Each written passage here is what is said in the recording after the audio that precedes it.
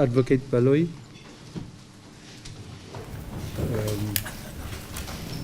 I seem to notice that there are people who were not part of this case before. Do we have another matter here, or is it? No, Malord, this is the only matter before you. I'm assisted by Advocate Sibanda today. Oh, all right. Okay. Yes. Okay. And my other issue is our starting time. Yes. Can never assist progress. If this is the way we are going to proceed, it will take ages to attain whatever legal progress we can ever dream of. Indeed, my Lord, we are equally concerned about the starting time, and the reason for the late start today is two of the accused who are currently held at Leukop facility were brought late. We will take up this issue with the prison authorities, as this is not the first time that is happening. In fact, since we commenced with this case, my Lord, they've been arriving late. We will take it up with them. I think you should communicate. If we don't attain progress, we'll have to call in the head. We cannot. I mean, this is frustrating. It is sabotaging the wheels of justice, and it is unduly increasing the time the accused shall spend awaiting trial, which undermines their constitutional rights. Yeah. And we cannot be party to that. Indeed, my Lord, we've already lost just over half an hour of the court's time. And we will see how we can. It's not even half an hour, because we agreed to start at 9:30. Yes. And now we are way past the agreed time. Yes. My understanding was that Advocate Tefos indicated that he travels from Johannesburg and requests that we should start at 10. No. Yeah. We were about to agree to start at 9. Advocate Tefo pleaded, saying that he has to travel from Joburg, and we then agreed to start at 9:30 as the starting time. That is in order. And I see everybody is nodding to that. Okay. That is in order. So I will give you the opportunity to make contact with whoever is responsible for today's delay. But if we don't get progress, we'll have to call in the head. Yes. Because we cannot continue like this. Yes. We will address that, my Lord.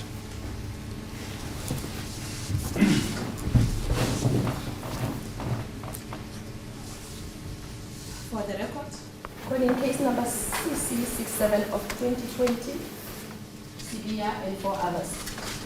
As the court cases appear for the state, assisted by Advocate R. Sibanda.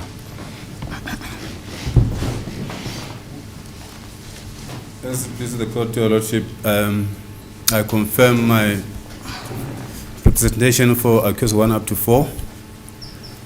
My name is Advocate Malesala Daniel Tefo,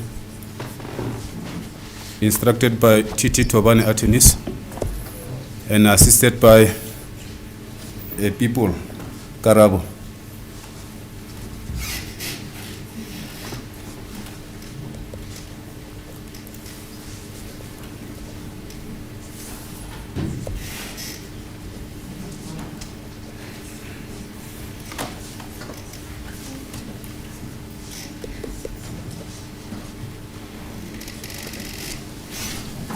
Your Lordship, my people is Karabo Maimani. Sene. Yo? Karabo Maimani.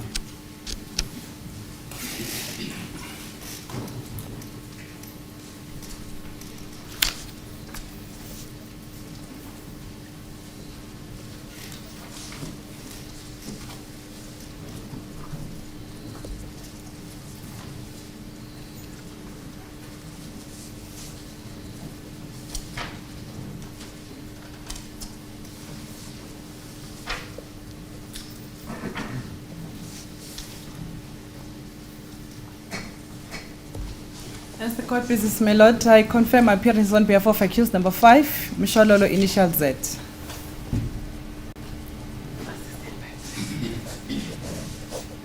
it is the court's lordship, Magdalene Munsami on behalf of Ms. K. Kumalo.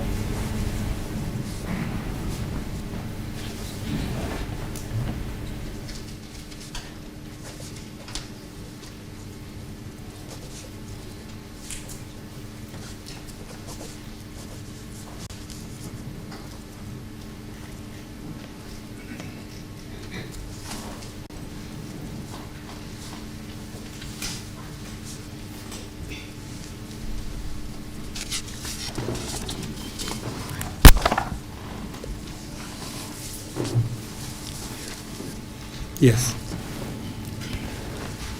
My lord, when we adjourned the last time, there were 2 preliminary issues that had to be attended to. The first issue relates to my learned friend, Advocate Mshololo, of accused number 5 being afforded the opportunity to consult with witnesses. I can place on record, my lord, that we did arrange for her to consult with her client, accused number 5, the following day. The second issue, my lord, that was raised in chambers was the issue of assessors. Accused number 3 intimated that he would like to request that the assessors be appointed in this matter. As far as the first preliminary issue is concerned, my lord, and subject to the confirmation by Advocate Mshololo, she has indicated that she is ready to proceed today. As far as the second issue is concerned, my lord, regarding the appointment of assessors, we were requested to file submissions, which we have done so, my lord. Perhaps if those 2 preliminary issues are first dealt with, we can then get the trial underway. So, God pleases. Advocate Mshololo? Yes, my lord. Yeah, the first preliminary issue has to do with an issue you had around consultation, which is why we postponed the matter until today for that to happen. Oh, thank you, my lord, for the indulgence of the court. My lord, I was able to consult, my lord, Yes. and we are ready to proceed as the court pleases, my lord.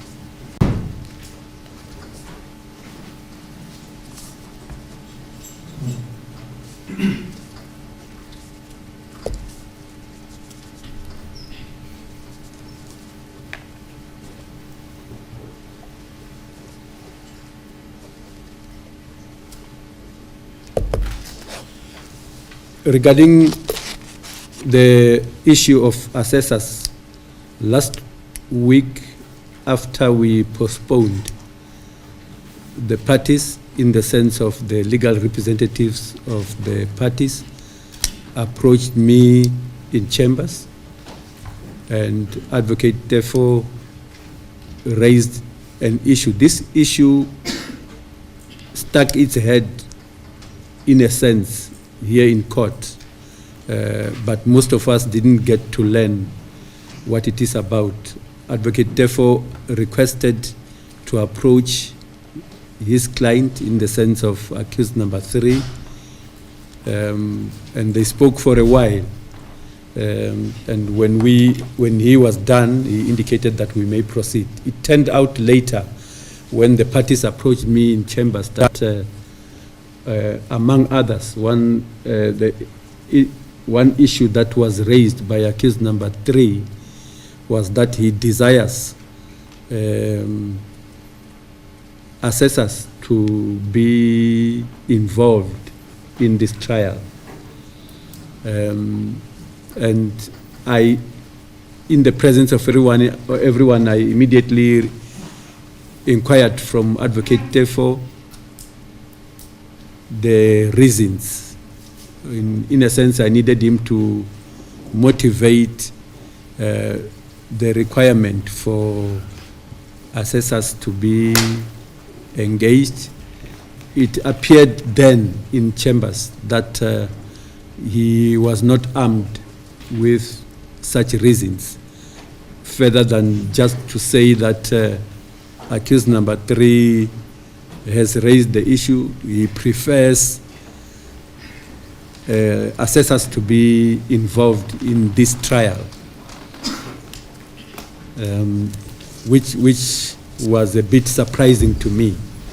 Surprising in the sense that in our legal system, in as far as criminal law or criminal cases are concerned, there are two different ways in which assessors may be involved in trials. The first, which I'm not going to speak much about, is one that engages assessors at the level of the lower court, the magistrate's court, up to the level of the regional court, where in instances of serious crime being alleged against accused persons, it becomes peremptory for those courts to include assessors. I said I will not speak much about it because we are not at that level. But I will mention that at that level it becomes peremptory for those courts to employ services of assessors where accused persons appear before them who are facing allegations of serious crime. The second, which has to do with the High Court, which is where we are, is governed by Section 145 of the Criminal Procedure Act. And I think I'm indebted to the fact that when I required all parties, Advocate Baloi, Advocate Tefo, and Advocate Mshololo, to express in writing around that concept, I'm indebted to the fact that they all complied. I might mention that the involvement of assessors in the High Court is subject to the discretion of the presiding officer. And the involvement of assessors is not something that is done at the whim of everyone. I would almost even say that not even at the whim of the presiding officer. Certain aspects must be at play before assessors get involved. There should be a purpose behind the involvement of assessors, and around this point, all three, Advocate Baloi, Advocate Tefo, Advocate Mshololo, agree. So that when I requested all of them to write, maybe it is important to mention in specifically the input by Advocate Tefo, who indicated that he has become aware, much as his client, accused number 3, has become aware that this is one case where the involvement of assessors is not necessary. Because, like I said, there should be a purpose why we are involving assessors. Assessors must be here. Number one, they assist court with regard to questions of fact, which is what is reflected under Section 145 of the Criminal Procedure Act, number 51 of 1977. In other words, assessors must be there in order to assist court with aspects that the court may not necessarily be au fait with. It might be a speciality, it might be a concept that the court is not very well versed with. I might give an example of cases involving ritual murder, where certain beliefs and certain practices do feature.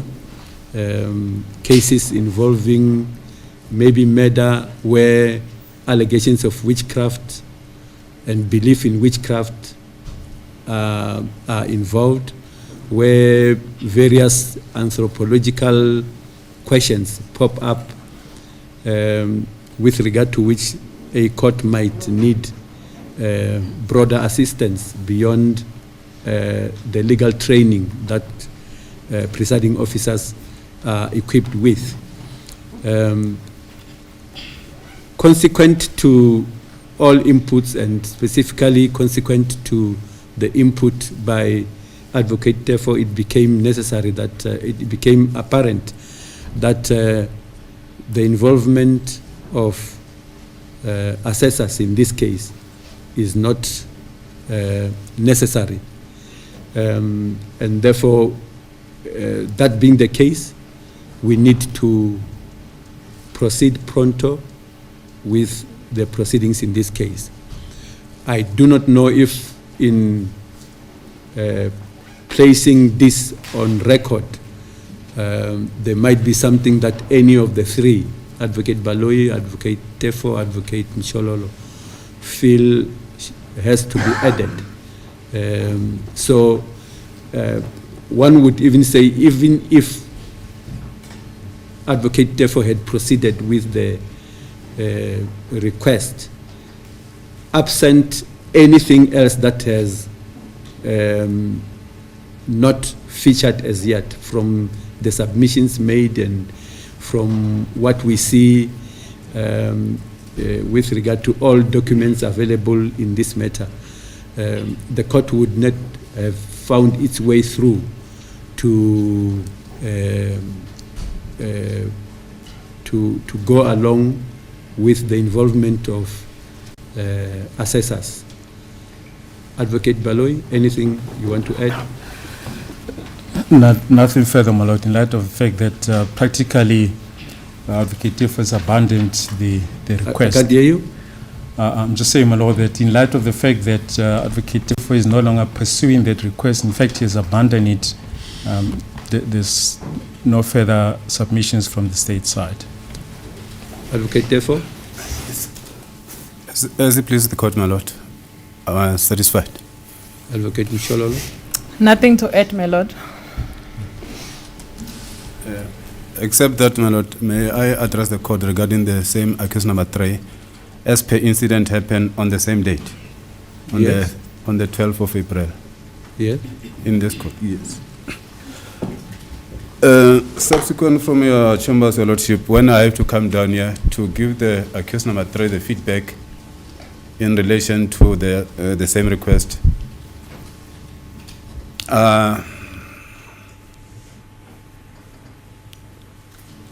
I found that they've already left. They are in the court cells down the stairs. That's where I went. I found accused number 2, and accused number 2 explained to me that accused number 3 was assaulted by the correctional service officer.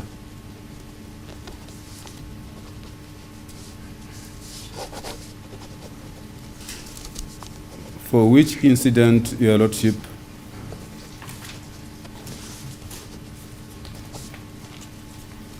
started in the morning of the 12th, when I approached accused number 3 in relation to the same.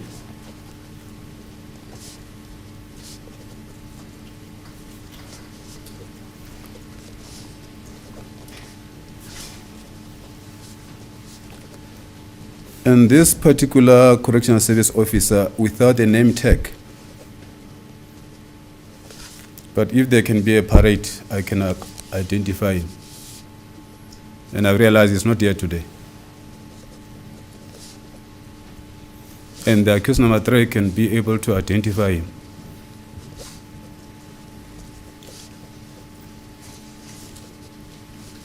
So in the morning when I approached accused number 3 to further take this issue of the assessors, he sort of hindered me or obstructed me for the consultation with my client, whereby he told me that I cannot consult in the court. If I need to consult my client, I should come to court, to the prison.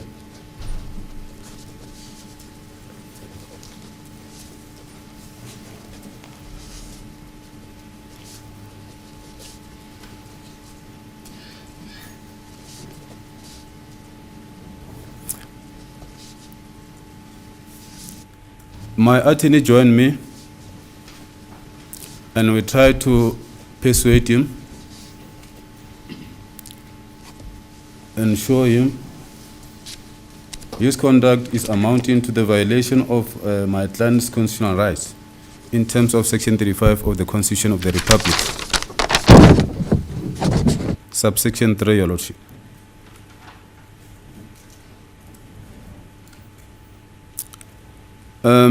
I'm lacking the relevant weight, but I think bullying is the right weight. He was so bully. He even threatened to assault me as well.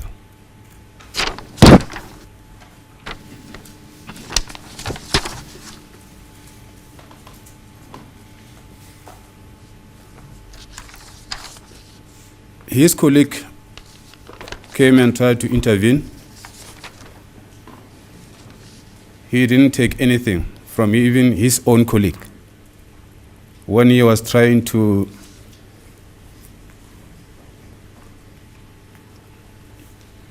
make a sense to him that the accused has got all the right to consult with his legal representative.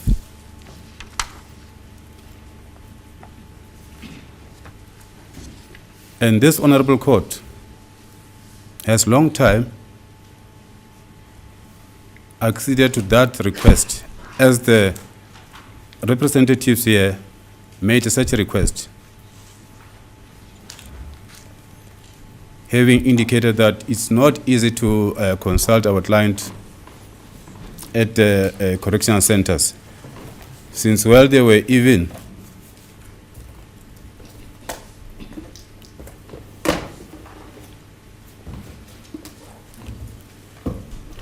in custody at the various correctional centers, with the substantial kilometers apart.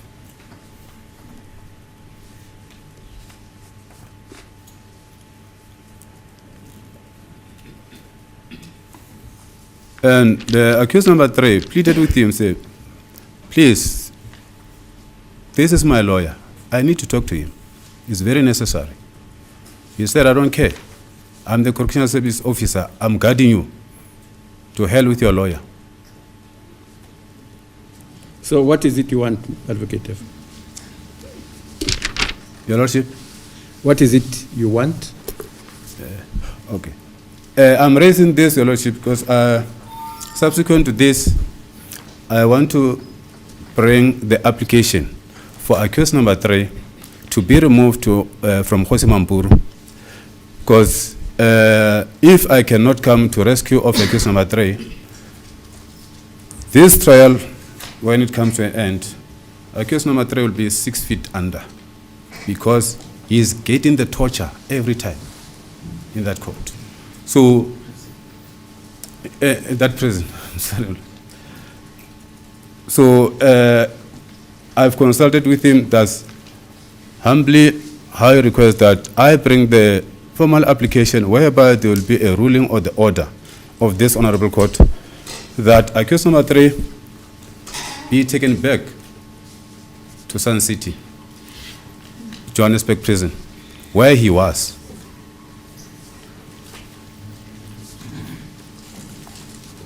And I previously indicated, Your Lordship, that the transfer of accused number 3 from Johannesburg prison to Kgosimampuru, in particular, he'd been put in custody in maximum. It was in violation of Section 43 of the Correctional Services Act, 333 of 1998.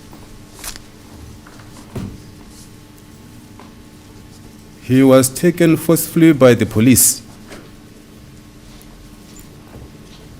And then, when we have to arrange the custody again, whereby this honorable court has indicated that there cannot be an order that made against the prison, but we are now realized that it will be necessary, Your Lordship, that this court made an order against the prison. If there is any other thing that prison will say, because normally they've got the common reason of saying is for the security purposes. And I wouldn't understand what is that is different from Johannesburg prison to Kgosimampuru, except that my client was brought to Kgosimampuru for the torturing. That's so far as I can submit, Your Lordship. Thank you. Advocate Baloi, do you want to say anything? My Lord, from the state side, we'll have the 2 incidents investigated. That is as far as I can take the matter. I was made to understand that a formal letter was written by Advocate Steve regarding the first incident here at court, was written by Advocate Tifo to the head of Pretoria Central Prison, bringing the incident to his attention. We will follow up once we get to those particulars. We'll follow up on that case. As far as the incident of this morning is concerned, we will equally have it investigated.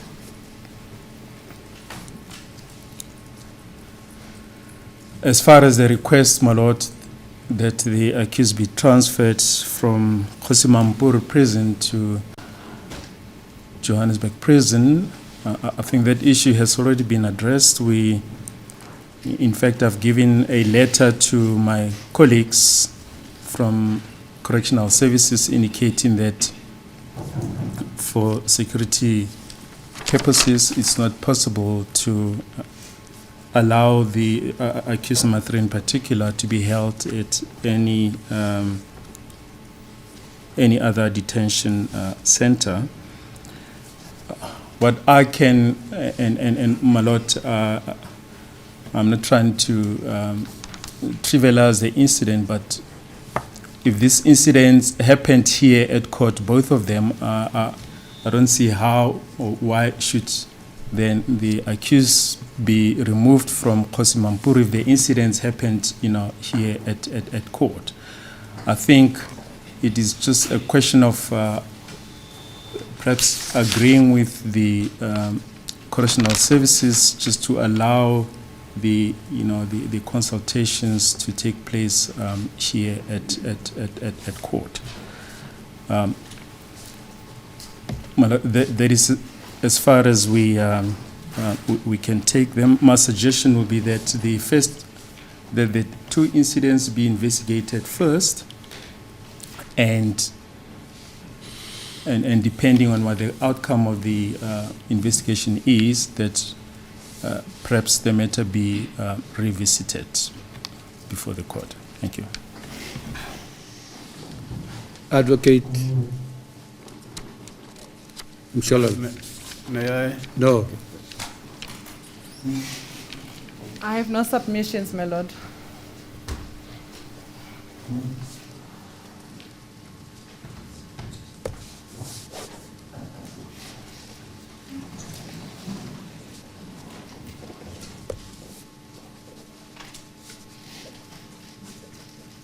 Advocate Tefo.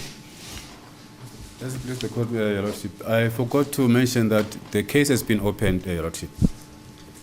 Thank you.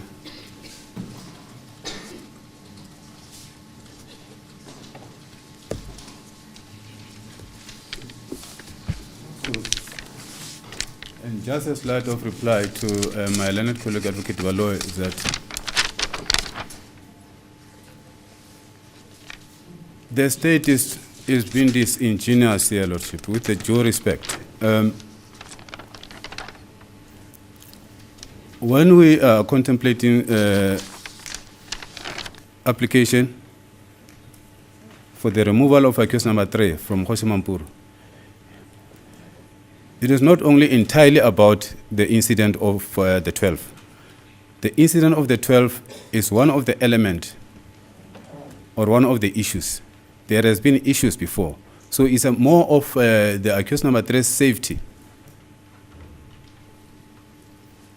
Hence I'm saying it will be disingenuous of the state to say accused number 3, there is no way where he can be detained. Only Hoshimampuru. And at Hoshimampuru at the maximum, where he doesn't even belong. When he was taken from Johannesburg prison, Your Lordship, the accused is serving a sentence for the matter that happened within the jurisdiction of Johannesburg Johannesburg prison. So he was unlawfully. And I can even bring further in aggravation to say, actually, he was kidnapped.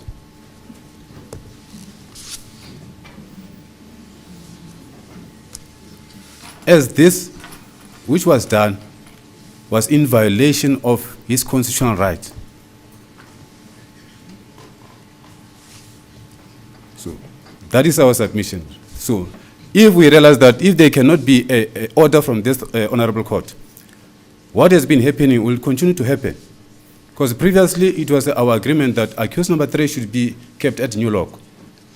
Who agreed? With the colleague. I related it before the court here, and then when I engaged... No, just mention whom you agreed with. No, I say, Your Lordship, I've submitted. Then later the court said, talk to Council of the State, for which is what I did. Yeah, initially you used the word agreed. That's why I was interested. So you are saying you made submissions. It may be a slipper of the tongue, Your Lordship, which is not the fault of my mind. So I have agreed with the Council of the State, whereby he even called the investigating officers that accused number 3 be detained at New Lock, because at where he was, there is no even line of communication. For 3 months, he never communicated with his wife at where he was. And then, surprisingly, he was taken... Advocate Tefo, I gave you latitude to speak, even at length, about this. But you have to remember that the proceedings today are not about who is kept at which prison. I will speak to that shortly. But I don't think we should invest all our time to that. Yes, please, the court, Your Lordship. There is I wouldn't say it's completely irrelevant, but there is a measure of irrelevance to some of the things you are saying. We are amenable. The first thing is that as lawyers, we all know, I think the four of us, myself, Advocate Baloy, Advocate Tefo, Advocate Mshololo, we are all aware that, and I would say even the watching brief, we are all aware that in determining issues in court, one of the features should be a consideration of the natural rules of justice, one of which dictates that one has to listen to all sides, so that I cannot just hear advocate therefore and come up with an order against whoever is affected by that order, because that would not be a proper way of arriving at a decision or even deciding to make any order. Allegations of abuse or assault of prisoners or even whoever have to be viewed seriously. I'm going to request Advocate Baloyi, the communication you are making with the prison authorities has to be in writing, and we should demand that there be responses to those communications. And like I said before, it would not be my place to start determining what is safe, because I don't have skills in that field. I don't know what features. I don't know anything about prisons beyond being in prison for one reason, visiting a prison, or for any other reason whatsoever myself. I don't know beyond the strange language I hear in prisons where people are called father and mother. I don't know anything beyond that. So it will be not proper for me to start issuing out orders against prisons or prison authorities, except to say to Advocate Baloyi, he has to communicate that the abuse and ill treatment of inmates for whatever reason is heavily frowned upon by courts. And I don't want to be denialist about it. I know that torture happens. I know that assault happens in prison. I know that it is correctly alleged. I also know that sometimes it is incorrectly alleged. But when we hear those words, as us here, we open our ears and we pay attention. So, Advocate Baloyi, make those communications in writing and do indicate that we need to get answers. Regarding these cases of assault, the cases of assault are not before me. It would be very, very inappropriate for me to start pronouncing around issues of assault where I didn't try that matter and hear everything about it, beyond what I have told Advocate Baloyi. So where, Advocate, therefore you want me to make a specific order, you had my answers. I cannot just go and make orders. It would be equally inappropriate if by the time you reach home today you hear that that judge remained and made an order for you to arrive here at 7 without listening at you as to whether it is possible. Because you will immediately say, why was I not engaged, so that the judge can hear whether I can be able to comply with such an order. So I will leave it at that. And I will move that we go straight into this case. We have spent a long time trying to get into this case. May we get into this case. Accept this, the court, Your Lordship.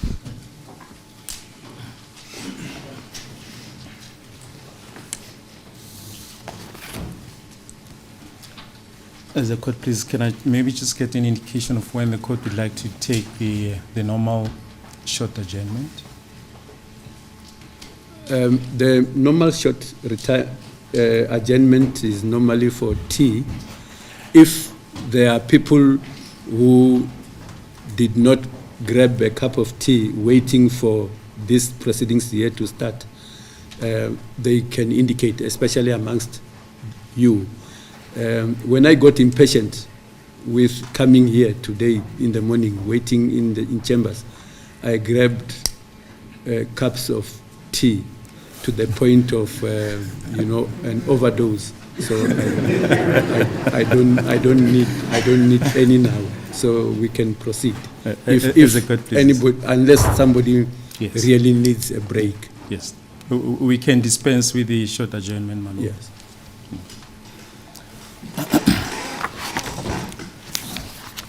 My lord, the state is now going to put the charges to the accused, but before I do so, my lord, I just want to indicate that there's a slight amendment that the state is going to ask for regarding count number 3 in terms of section 86 of the Criminal Procedure Act. It's just merely some typing errors, my lord. The certain words were omitted.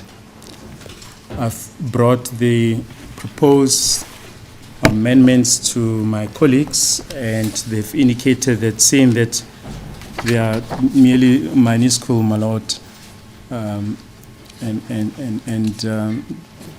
merely superficial, subject to confirmation by my learned friends. They've indicated that they do not have an objection to the proposed amendments, my lord.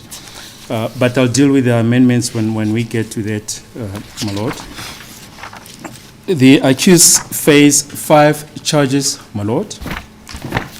The first charge is one of... Objection, my lord. I thought, my lord, the state was still bringing the application for the amendment of the indictment. Yes. Advocate Balu? Thank you, my lord. As the court pleases, I thought we can deal with it when we get to, to that count, so that, we follow the sequence would of there be a problem if you raise the Yes. amendment now? Okay. As the court pleases. My lord, this appears on page 2 of the indictment. I've taken the liberty of drafting the proposed amendment, which I now hand up to the court, which I've also handed up to my learned friends. Yes. As I mentioned, it relates to count 3 at the bottom of page 2 of the indictment. Yes. The count reads that in that upon or about the 26th of October 2014 at or near Vosloorus in the district of Boksburg, the accused did unlawfully and intentionally assault Ms. Kelly Kumalo. We're just merely adding another name, Ms. Gladness Kumalo. So it's Ms. Kumalo stroke Ms. Gladness Kumalo. That is the only amendment on that page. Then on page 3,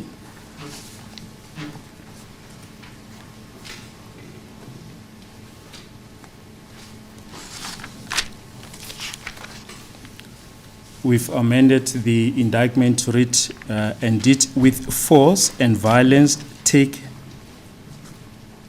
an S4 cellular phone, and the words that were omitted when the indictment was typed is the property or in the lawful possession of Mrs. Kelly Kumalo and or Gladness Kumalo, and did rob her of same. That is the only amendment that we are proposing, my lord, and it doesn't really alter the substance of the charges. It's just merely to complete the elements of the offense. We submit, my lord, that there will be no prejudice suffered to the accused if the amendments were to be effected. The charge will remain the same, my lord.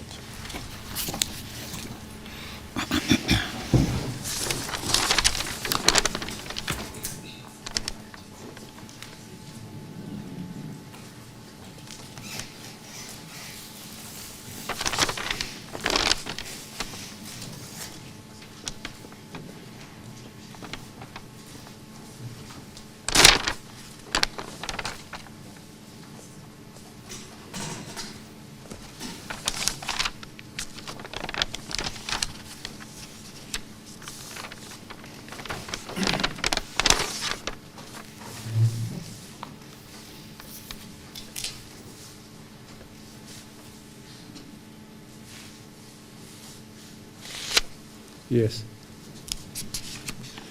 Any objection? As it please the court, Your Lordship, state is a dominus litis in this regard. They can do anything they want to do with their charges. No objection.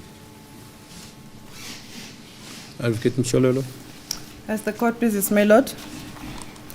My lord, I would like to bring it to the attention of the court that when I consulted with my client, this information was not included or was not contained in the indictment that I had. I have just been finished this morning. My client came late. I have not informed him about this information that has been since added by the state. Even over the time when you were waiting, because you were waiting for him? He came late, my Oh, lord. okay, I Yes. understand. And So- it will be unfair for me to make him plead on something that I have not explained to him. Advocate Baloy? Well, my lord, I suppose we can then take just a short adjournment for that purpose. That shouldn't. I think it's only fair that Yes, that consultation takes place.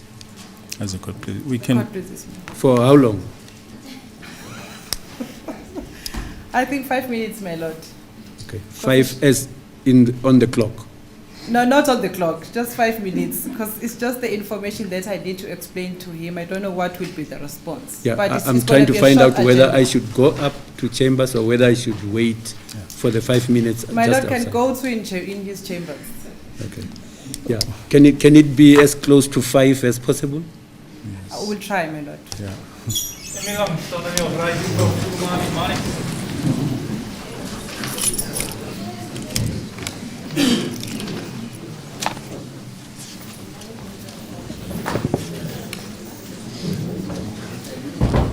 Yeah.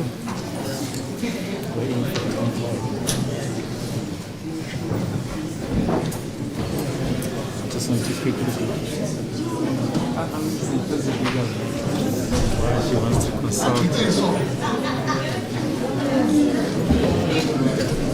Can I just check? I think it's so. What is the name of the agreement?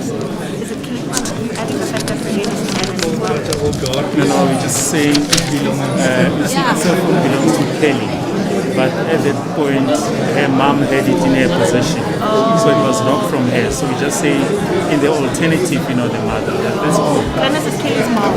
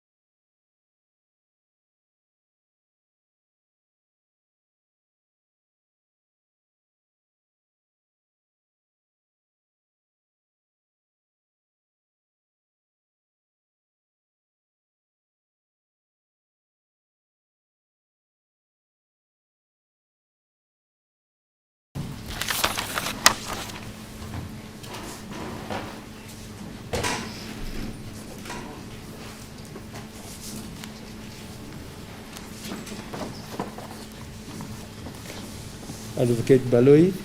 As the court pleases, I'm indebted to the court. Will then request that the indictment be amended, and I have prepared an amended indictment. Just beg leave to hand it up. The charges, my lord, as of Before you do that, it is ordered that the amendment is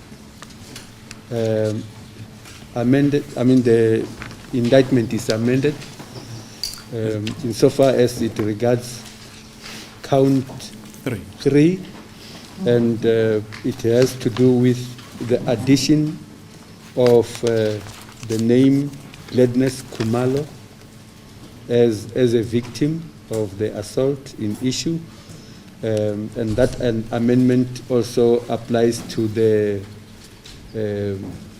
allegation, the content of the allegation. We are indebted to the court, my lord.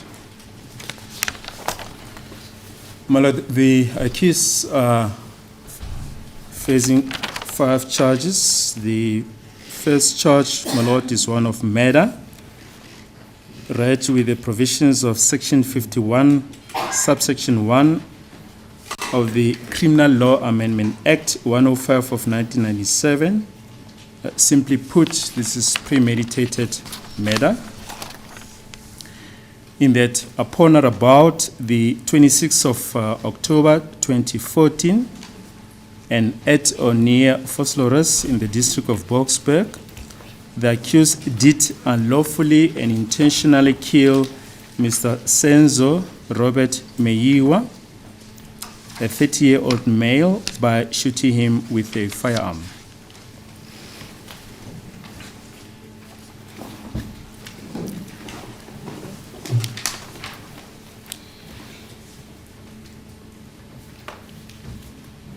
I don't know whether they prefer to plead. I wanted to ask you, do you want to do it count after count, or do you want whatever? It depends on what you prefer. Yes, I think I can put all the charges and they can then plead, my lord. Yes. The second count is one of attempted murder. In that, upon or about the 26th of October 2014, and at or near Vosloorus in the district of Boksburg, the accused did unlawfully and intentionally attempt to kill Ms. Zandile Lorraine Khumalo, an adult female, by shooting at her with a firearm.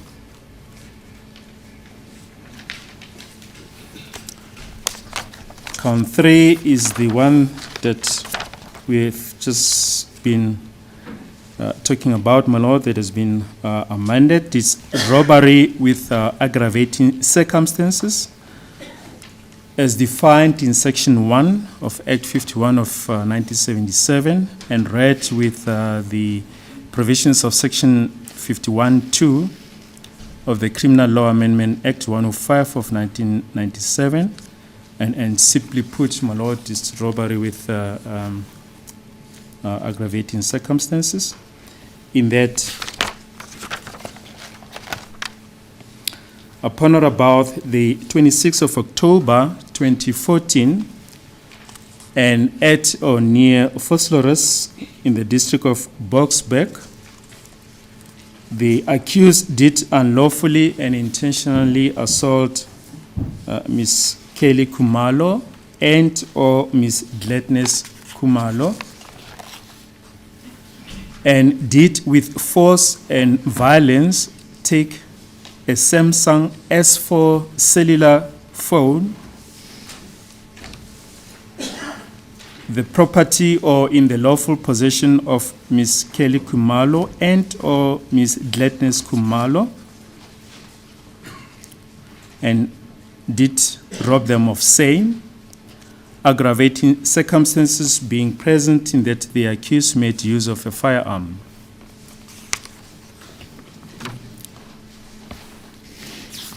Count 4 is one of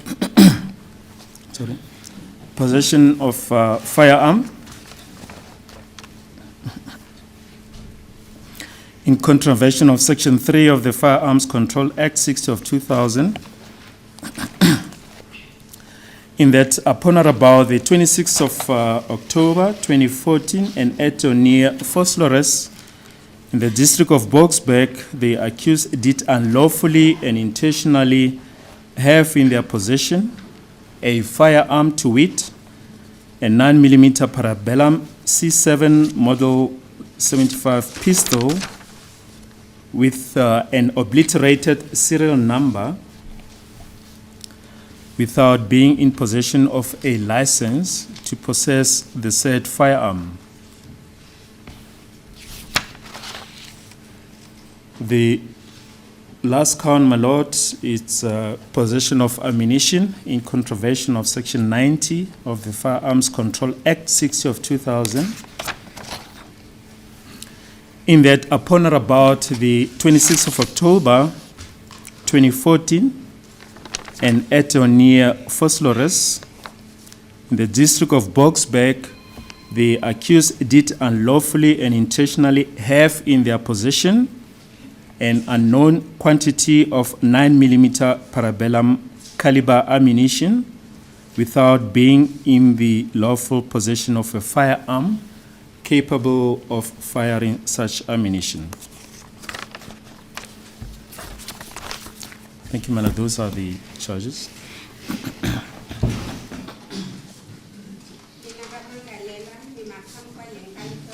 Nithwesa amacala alandelayo. Icala lokuqala lelokubulala kuthiwa kwakungomhla ka-26 October 2014 laphaya eVosloorus kwisiqingatha saseBoksburg lapho nithe ngokungekho mthethweni nangokuzimisela nabulala umlisa ogama lakhe kunguSenzo Meyiwa owayeneminyaka ewu-30 ngokumdubula ngesibhamu. Icala lokuqala lelo. Icala lesibili lelokuzama ukubulala kuthiwa ngomhla ka-26 October 2014 laphaya eVosloorus esiqingatheni saseBoksburg nithe ngokungekho mthethweni nangokuzimisela nazama njalo ukubulala uZandile Lorraine Khumalo umuntu ongumama ngokuthi nimdubule ngesibhamu. Icala elesithathu lelokuphanga nixhobile kuthiwa kwakungomhla ka-26 October 2014 laphayana eVosloorus kwisiqingatha saseBoksburg lapho nithe ngokungekho mthethweni nangokuzimisela nahlasela uKelly Khumalo noma uGladness Khumalo namthathela ngodlame i-cellphone yakhe eyi-Samsung S4 yona ngekaKelly Khumalo Gladness Khumalo noma yayigcinwe ngabo. Lapho nasebenzisa ke isibhamu ukuthi nibasabise kuze banikeze i-cellphone leyo. Icala elesine lelokuphatha ke isibhamu ngendlela engekho mthethweni ngokuya ngesection 3 kuthiwa kwakungomhla ka-26 October 2014 laphaya eVosloorus kwisiqingatha saseBoksburg lapho nithe ngokungekho mthethweni nangokuzimisela naphatha isibhamu esehlobo le-9mm parabellum C7 model 75 pistol. Kuchazwa futhi ukuthi ama-serial numbers wayo beke susiwe ningenawo amaphepha anigunyazayo ukuthi ningaphatha inhlobo enjalo yesibhamu.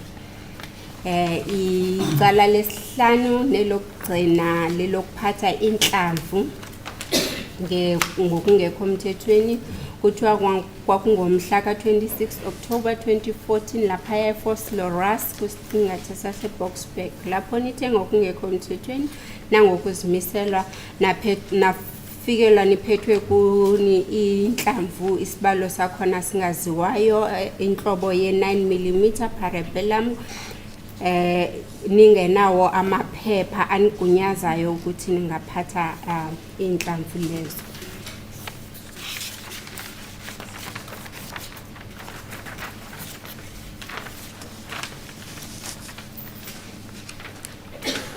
Mr. Sibia,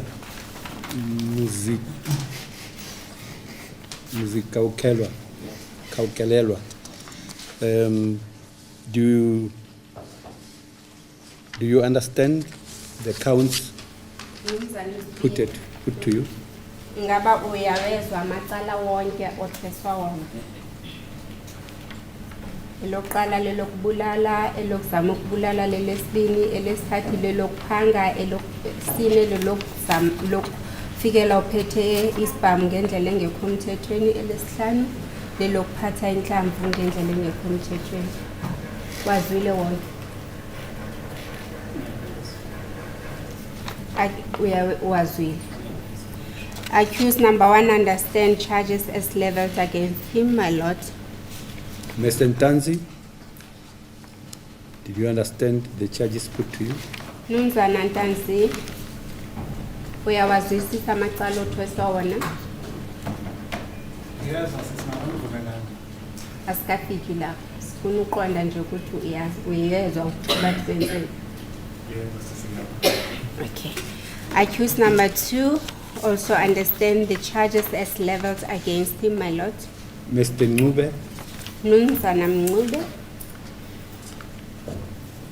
uwazwile amacala othweswa wona mnumzana? Uyawazwisisa kahle. Accused number 3 understand all charges as leveled against him. Mr. Mapisa,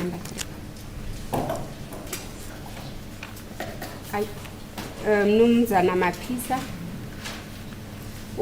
uzwile amacala othweswa wona mnumzana? Uyazwisisa kahle. Accused number 4 understand charges as leveled against him, my lord. and Mr. Ntuli, Mnumzana Ntuli, uyawazwisisa amacala wonke othweswa wona mnumzana? Accused number 5 understand charges as leveled against him, my lord. to all the accused, do you understand the implications of sections 92, subsection 2, 94, 256, and 261 of the Criminal Procedure Act, as well as section 1 of the Criminal Procedure Act, number 51 of 1977, and section 51(2) of the Criminal Law Amendment Act, and section 3 of the Firearms Controls Act, as well as the corresponding sentencing legislation, and section 90 of the Firearms Controls Act, as well as the corresponding sentencing legislation? Do you understand the implications of those sections? Were you favored with explanations? Most of these sections have to do with the approach to sentencing in the event of conviction. You are not convicted as yet, but if you were to be convicted, do you understand the implications of those sections being read with the counts that were put to you? Mr. Sibia. Ingaba niyazwisisa nonke ukuthi ukuchaza ukuthini makukhulunywa ngalama section section 92 of 251 of 194 njalo njalo ukufikela ku section 3 no section 90. Ngaba abameli beni banichazisele ukuthi kusho ukuthini nokuthi maningatholwa ninecala ningawisela ziphi izigwebo? Singaqala ngawe mnumzana Sibi.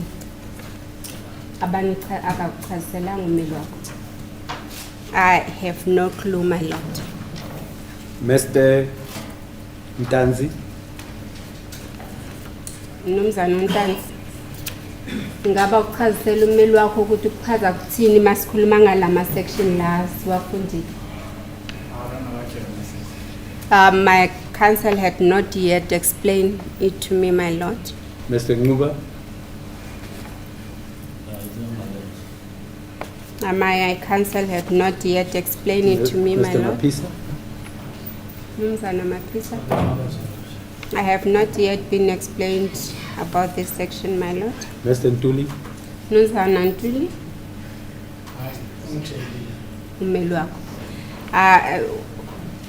My counsel did explain to me, my lord. Mr. To all the accused, were you favored with an explanation around competent verdicts that are relevant to the charges put to you? To give you an example, where one is charged with assault, with murder, and you plead not guilty and evidence is led, it may happen at some times that you are found not guilty of the initial charge put to you in the sense of murder, but the same evidence, or based on the same evidence, you are found guilty of a competent verdict like assault, attempted murder, assault common, assault by threat, things like those. Were you favored with those explanations? And the reason why you need to know is that as you proceed putting up a defense, you should not only look at the main count put, you should also be aware that there is a competent verdict that may come up at the end of the trial. Ingaba banichazisele ke abameli bethu ukuthi masikhuluma nge-competent verdict sikhuluma ngayo. Masithetha ngesizulu because ukuthi ubangaba ke uma lapha enkantolo umzekelo ngecala lokubulala. Ungabheki qha icala lelo lokubulala ngoba kuzoya ngokuthi ubufakazi bona buthini. Mhlawumbe wena uziphendulela ngokuthi wena awunalo icala ngoba noma uyaliphika icala lokubulala, kodwa ubufakazi la bubonakalise ukuthi wena usabisile ufakazi noma umshayile ngenhloso yokumkhipha ingozi ezimbi noma umshayile nje, kuzoya ngokuthi ubufakazi bona buthini. Then i-competent verdict yileyo ezokuchazwa ngobufakazi. Iyazwakala. Mr. Sibia, were you given that explanation?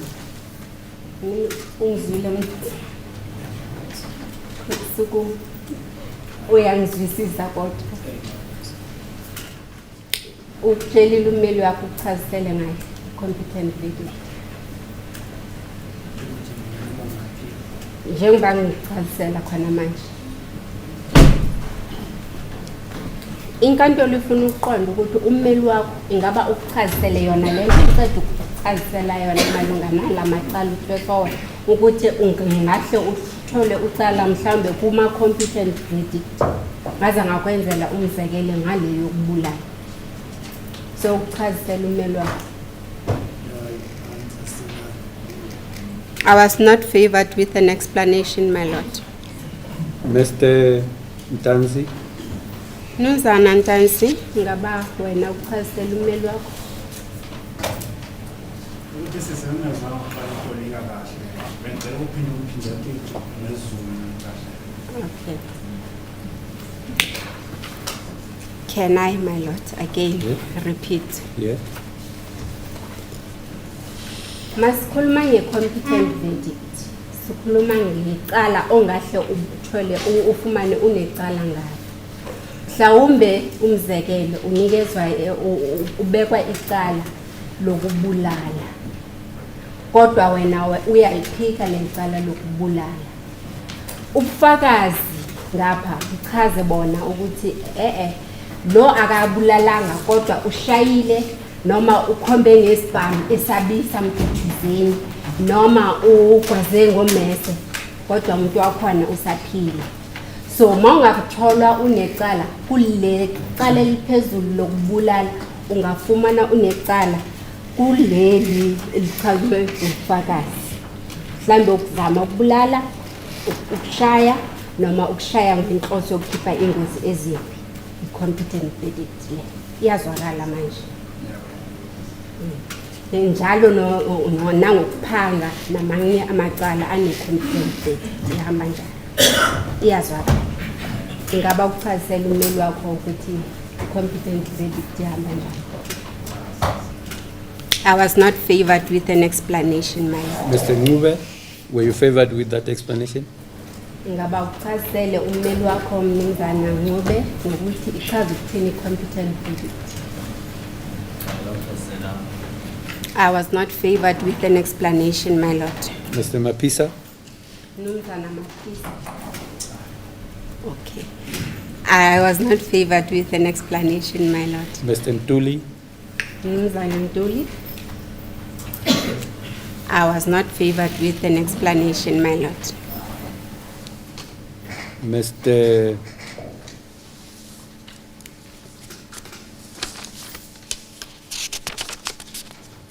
Advocate Tefo and Advocate Mshololo.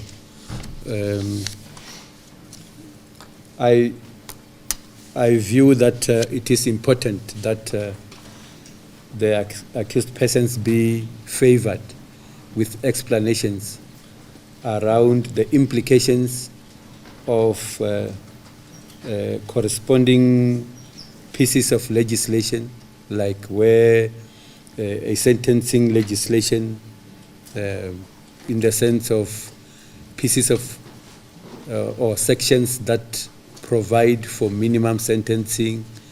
I view that it is vital, and I'm aware of case law where problems arose out of failure to explain to the accused. Similarly, competent verdicts. You will realize competent verdicts don't appear anywhere in the or the offenses entailed in the competent verdicts are not included anywhere in the indictment, and therefore it is vital that an explanation be made, or that the accused be favored with an explanation. I also know that where lay people are involved, it may well be that you did explain that, but when we name it here, it no longer rings as anything that the accused was favored with. So I'm going to appeal to both of you, to the best of your knowledge. If you think you have explained everything, including competent verdicts, then it's okay for us to proceed. If not, it's only fair that we allow that to happen, so that as the accused go about defending themselves with your assistance, they do have in mind both the competent verdicts and the applicable sentencing legislation. Please take out your ship. I'll do that. So, to the best of your knowledge, do you think you did give your clients the relevant explanations? The relevant explanation was done, Your Lordship. It's just that this is a different atmosphere here. Nonetheless, I'm still amenable if this court provides such can go and make a further. I ask you to guide us with regard to whether you view it necessary, even if it's a repetition. It is, Your Lordship. Advocate Mshololo. My lord, I was also going to ask the same, my lord, to say, just to save time, the competent verdicts were not explained by myself to accused number 5, but maybe if the court can assist us just to save time to explain them, my lord. Yeah. It's a humble request, my lord. Okay. Thank you. Advocate Baloyi, anything? No, nothing further from my side. Yeah. Regarding the pieces of legislation that were read with the counts put to you, those pieces of legislation provide for a sentencing regime determined by Parliament at the time it enacted those pieces of legislation. And in most instances, the pieces of legislation provide for minimum sentences that the court in its discretion may impose on a given accused in the event of conviction. Ke ngokubhalwa komthetho nangaphaya eParliament kwahlalwa phansi kwabekwa ukuthi kube nezilinganiselo esithile esibekwayo ngokuya ngamacala ngokuhlukana kwawo. So lokhu bese kuchaza ukuthi lamacala la awela kulezo zigama zama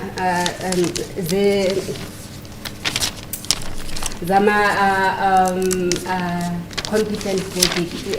I mean, sorry, my lord, Can you kindly repeat before I say something What I that I'm explained not just now supposed to say? has to do Yes. with pieces of legislation Yes, that were I heard read that. with the counts put.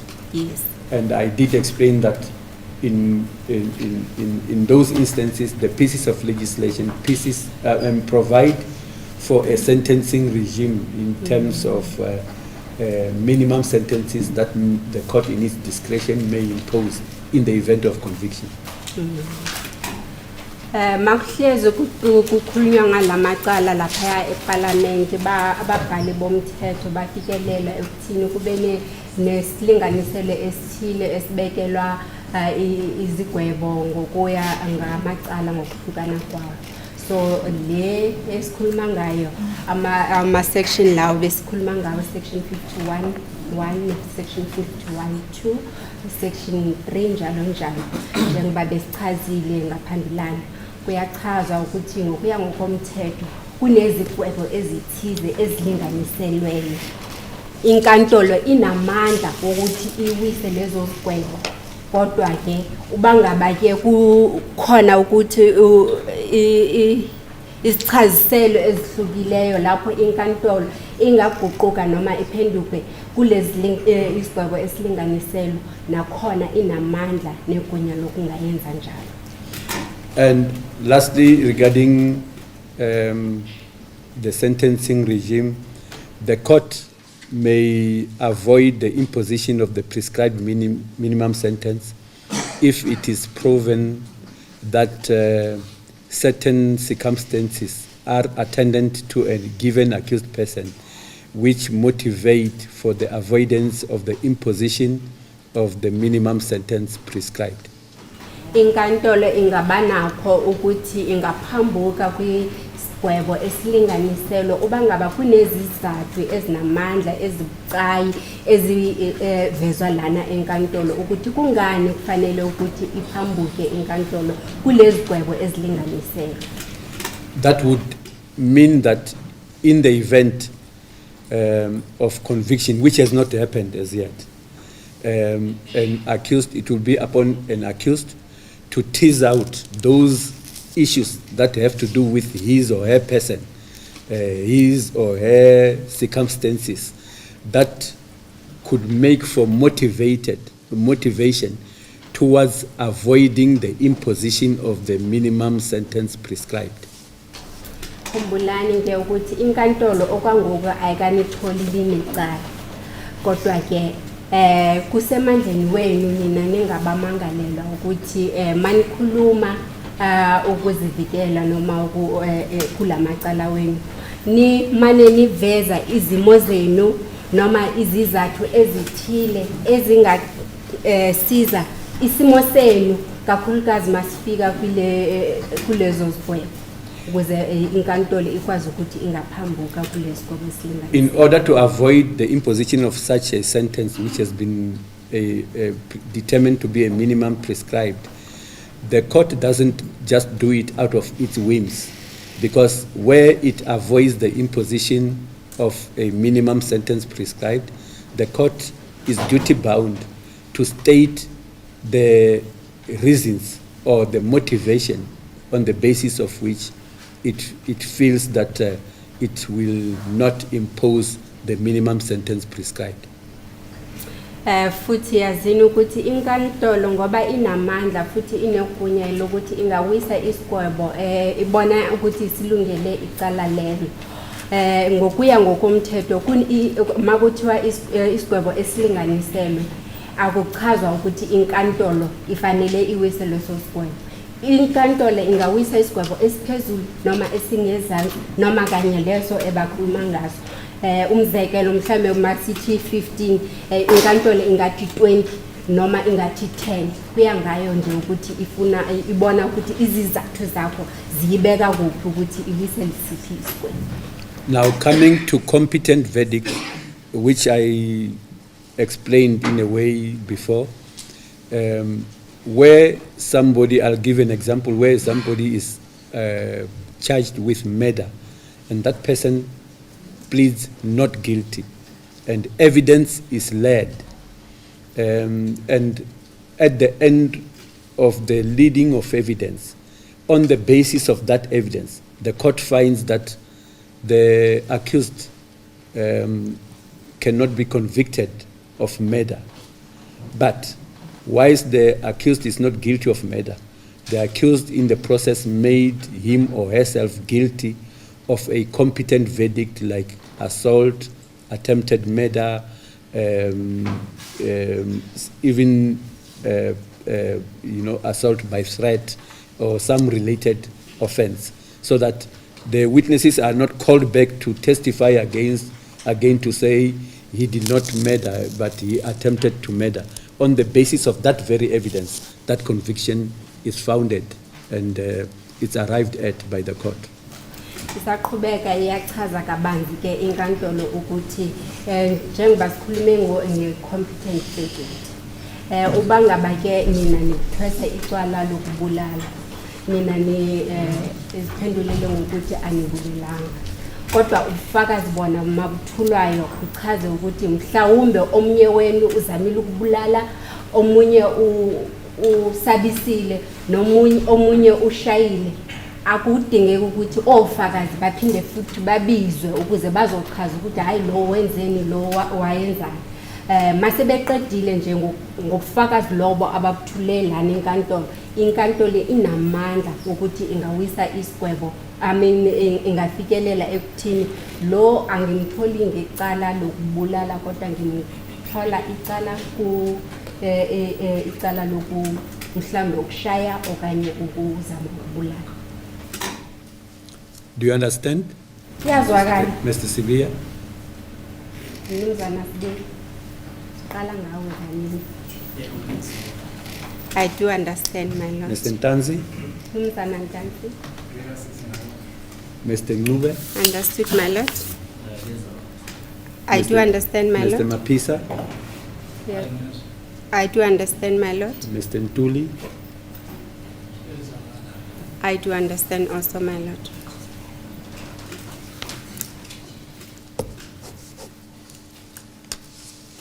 Mr. Sibia, count 1, murder, read with the provisions of section 51, subsection 1 of the Criminal Law Amendment Act, Act number 105 of 1997 as amended, and further read with sections 92, subsection 2, 94, 256 and 261 of the Criminal Procedure Act number 51 of 1977. How do you plead? Mnumzana ke Sibia kwicala lokuqala lokubulala umnumzana uRobert Senzo Meyiwa ngaphansi kwalo mithetho echaziweyo section 51, 92, 94, 52, 56 and 261. Ingaba uziphendulela ngokuthi? I'm terribly sorry, Mala. I see some of the state witnesses are sitting in court. Can I just ask the court to ask them to leave before the accused plead, Mala? People who feature as witnesses or even as potential witnesses are requested to exit the courtroom. They are not supposed to sit in and listen as evidence is led if they are going to be called later, because we don't want anybody to tailor their evidence after what they have heard. They should testify from what they know themselves.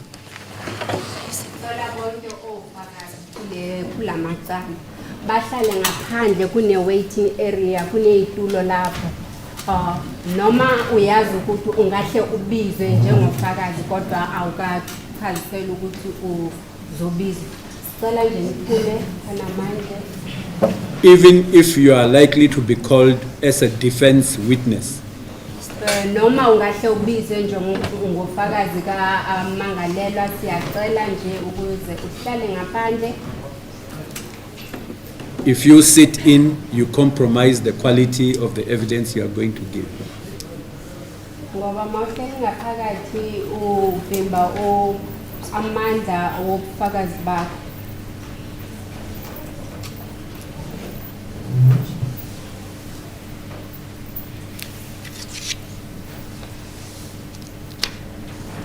Mr. Sibia, count 2, robbery with aggravating circumstances as defined in section, oh no, count Yep. 2 is attempted murder.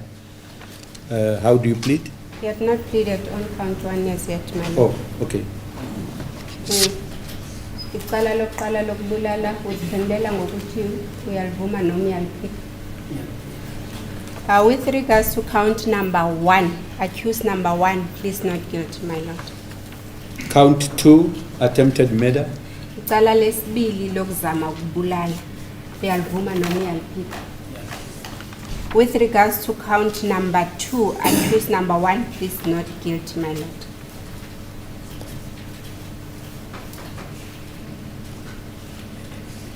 Count 3, robbery with aggravating circumstances as defined in section 1 of the Criminal Procedure Act number 51 of 1977 and read with the provisions of section 51 subsection 2 of the Criminal Law Amendment Act number 105 of 1997 as amended, and further read with sections 92 subsection 2, section 94, 256 and 261 of the Criminal Procedure Act number 51 of 1977. How do you plead? Ukuzama ukuphanga uqhobile icala lesithathu elifundwa ngaphansi kwe section 1 section 51 1 subsection 2 noma section 92 subsection 2 section 94 section 256 section 261 of 51 of Act 51 1977. Yalivuma noma uyaliphika mnumzane ukuphanga uqhobile. With regards to count number 3, accused number 1, please not guilty, my lord. Count 4, contravention of section 3 of the Firearms Controls Act number 60 of 2000, that is possession of a firearm, unlawful possession of a firearm. How do you plead? Cala lesine lokufikela uphethe isibhamu esingekho emthethweni uyalivuma noma uyaliphika ngokuya ngesection 3. With regards to count number 4, accused number 1, please not guilty, my lord. Count 5, contravention of section 90 of the Firearms Controls Act number 60 of 2000, possession of ammunition. How do you plead? Cala lesihlanu lokuphatha inhlamvu ukuphula umthetho section 90 uyalivuma noma uyaliphika. With regards to count number 5, accused number 1, please not guilty, my lord. Mr. Ntanzi, Umzana Ntanzi. count 1. Like I said, it has to do with murder. You heard me explaining to Mr. Sibia. How do you plead? Mnumzana Ntanzi, cala lokuqala lokubulala njengoba sichazisela umnumzana Sibia, ingaba uyalivuma noma uyaliphika? With regards to count number 1, accused number 2 is denying everything against the allegations against him. Not guilty. Count 2, attempted murder. Cala lesibili lokuzama ukubulala uyalivuma noma uyaliphika? With regards to count number 2, accused number 2 also claims the denial. Not guilty. Count 3, robbery with aggravating circumstances. Cala How do you plead? lesithathu lokuphanga uqhobile ingaba uyalivuma noma uyaliphika? With regards to count number 3, accused number 2, please not guilty, my lord.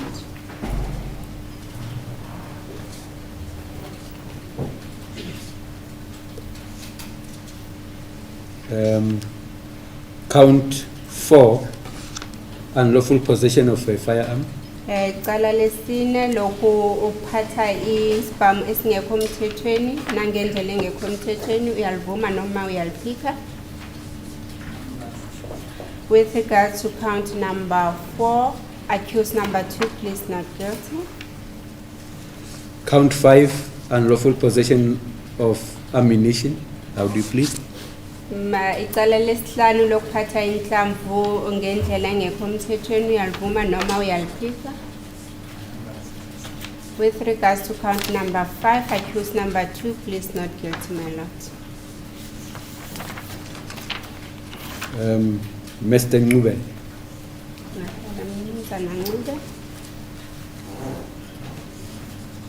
Count 1, how do you plead?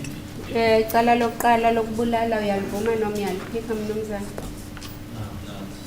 With regards to count number 1, accused number 3, please not guilty, my lord.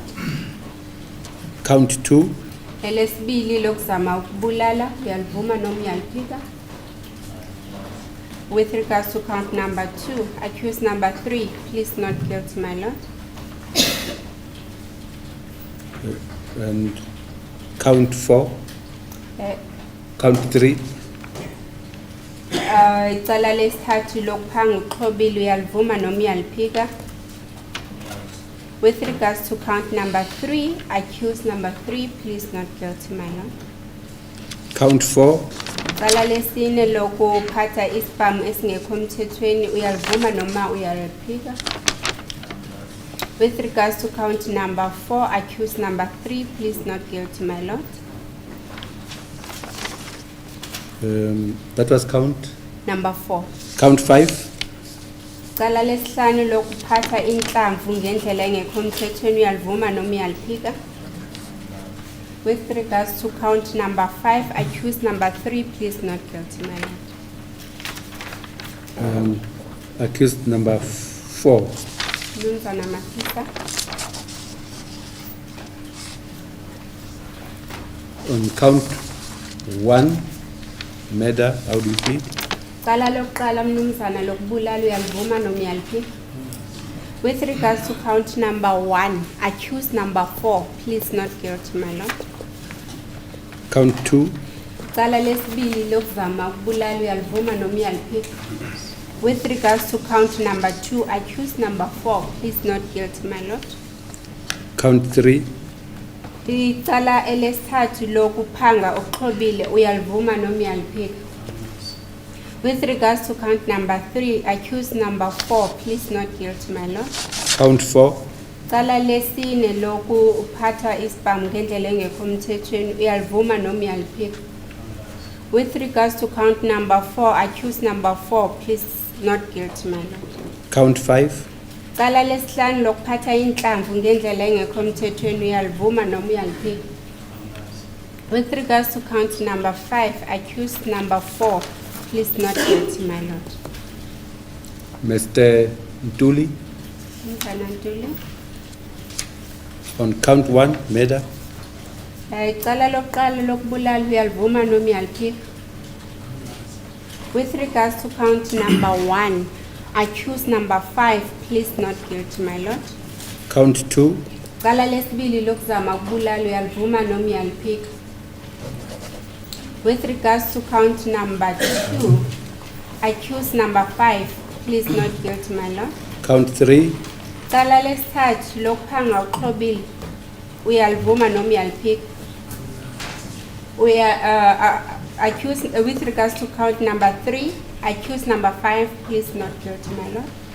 count 4, Icala elesine elokuphatha ispam ngendlela engekho mthethweni uyalivuma noma uyaliphika. With regards to count number 4, accused number 5, please not guilty, my lord. count 5, Icala lesihlanu lokuphatha inhlamvu ngendlela engekho mthethweni uyalivuma noma uyaliphika. With regards to count number 5, accused number 5, please not guilty, my lord.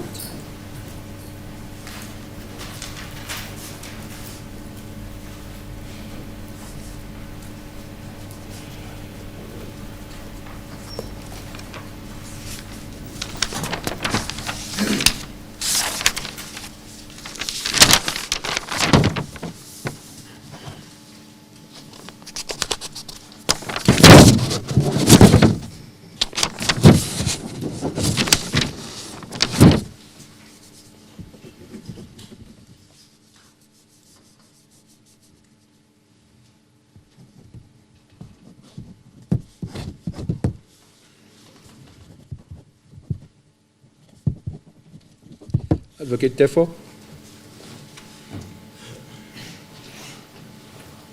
Yes, Your Lordship. They have pleaded. They pleaded. I was thinking my learned colleague, the state, will come and support his charges before I come to give opening statement for our not guilty plea. No, I want to know whether their pleas are in accordance with your Their instructions. pleas are in order, Your Lordship. We plead not guilty.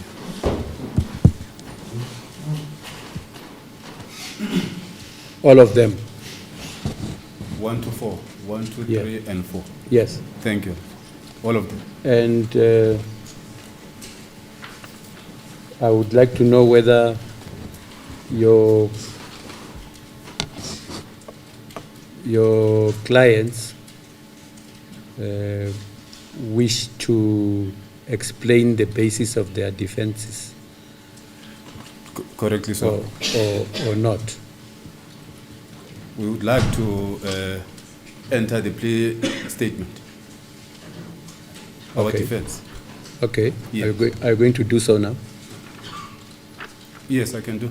Yes.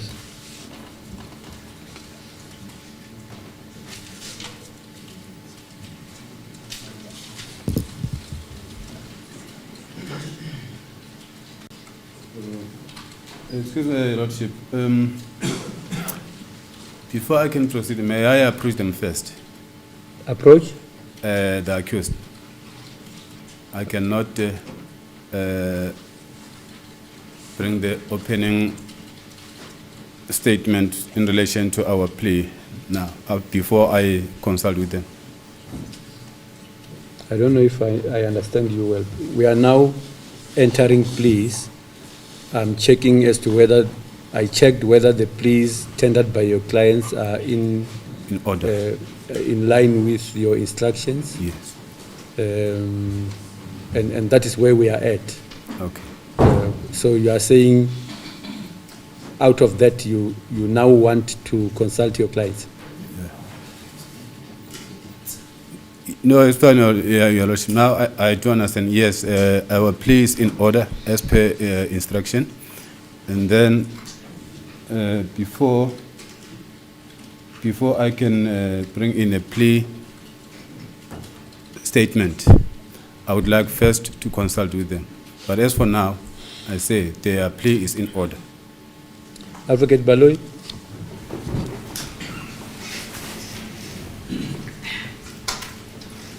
He has a request.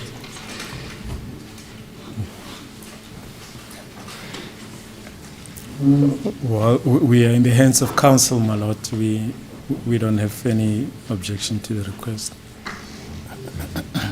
For how long are we to adjourn? Advocate Tefo? For how long? 5 minutes.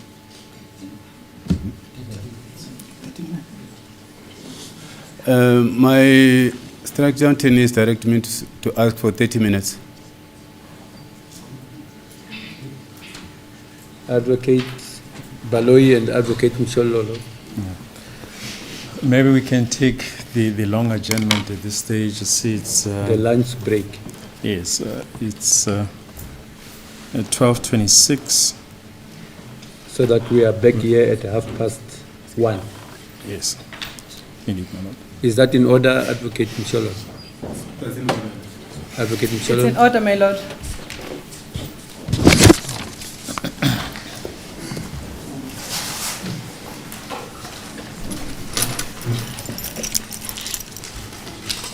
Sige lang, stand on the rising court. Good morning.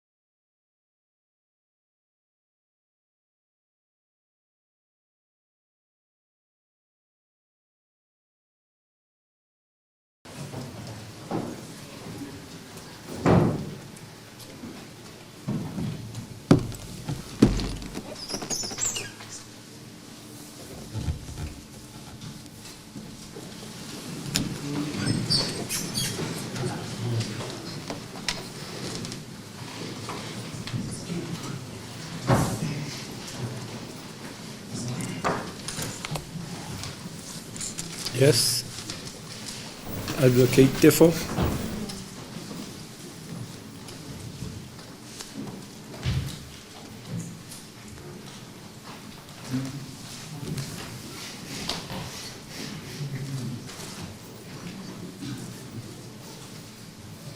Yes.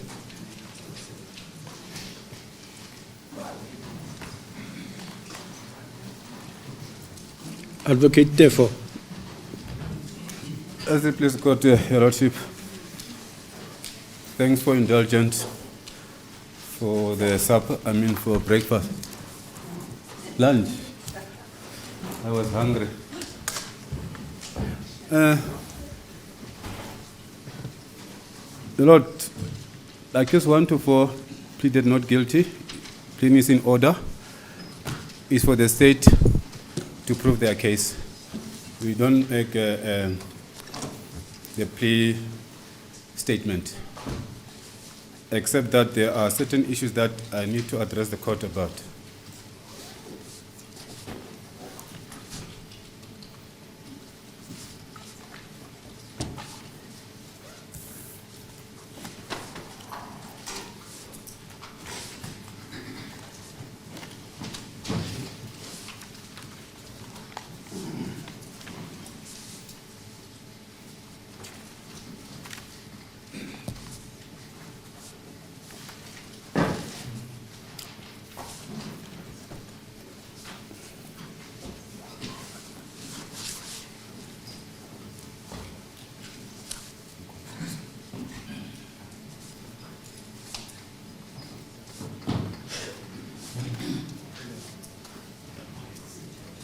Yes.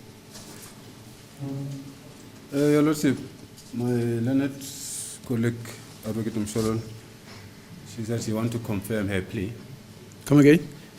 She said she is requesting to confirm her plea insofar as accused number 5 is concerned, before I can continue. Who? Advocate Msholon, for accused number 5. As the court pleases, my lord, I confirm the plea is in accordance with my instructions in respect of accused number 5 from count 1 to count number 5.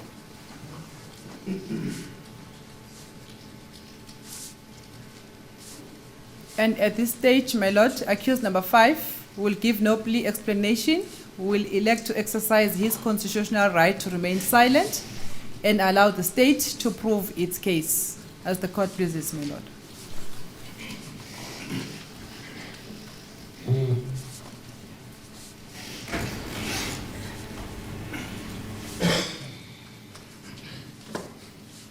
Yes.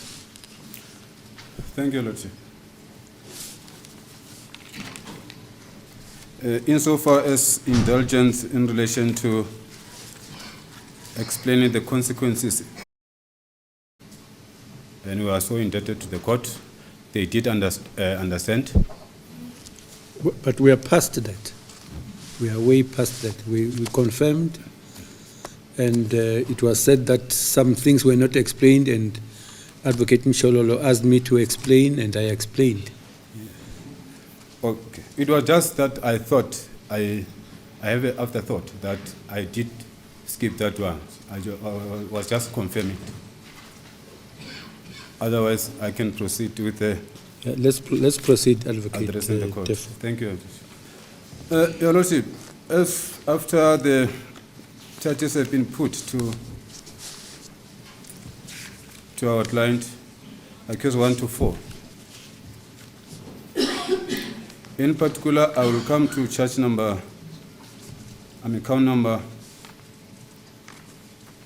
3, the one that was amended. As the court earlier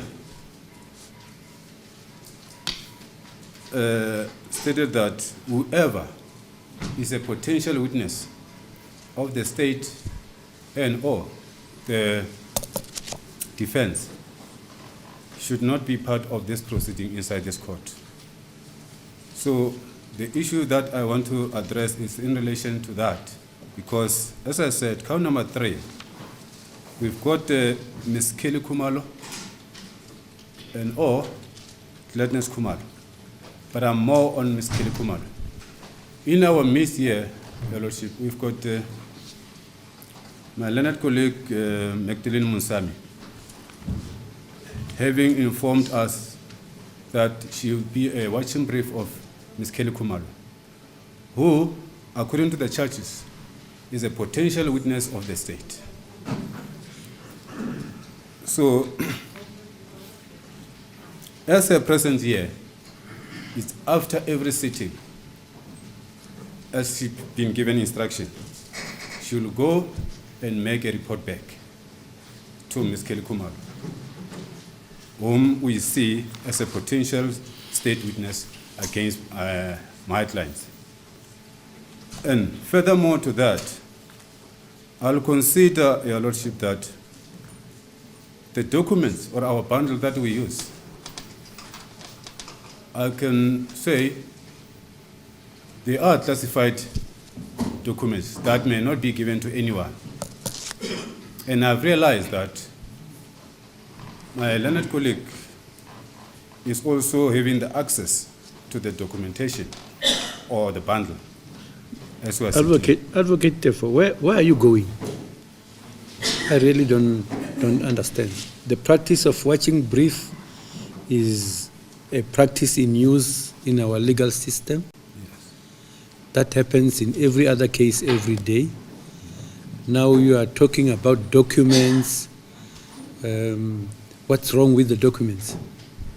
My concern, Your Lordship, is that, as I'm saying, that this person that she is watching over is a potential. We now. So what do you want? What do you want?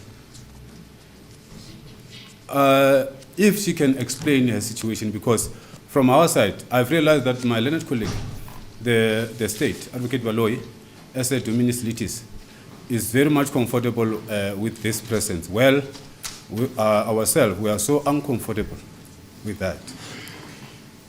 That's what I want to say. Is she comfortable with you?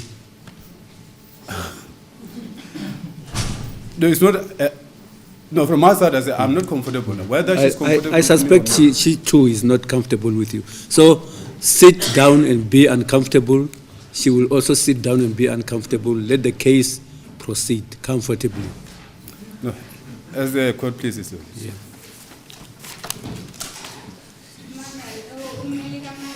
Qala ukuya kowesine uchaza njalo ukuthi nivumelene bamangalelwa ukuthi nizophendulelwa ngokuthi aninawo amacala kuzo zonke kuwo wonke amacala anithwesa wona futhi anizokhipha ingcaciselo okwamanje ukuthi kungani niziphendulela njalo nisebenzisa amalungelo wenu futhi ninikeza ubushwishwisi isikhathi sokuthi babize ofakazi babo ukuze bazobeka icala nizawuphendula emuva.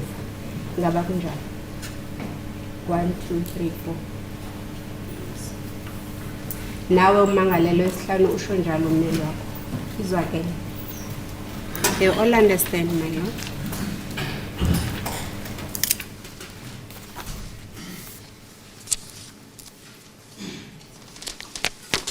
Advocate Baloyi. As the court pleases, my lord, just one procedural aspect.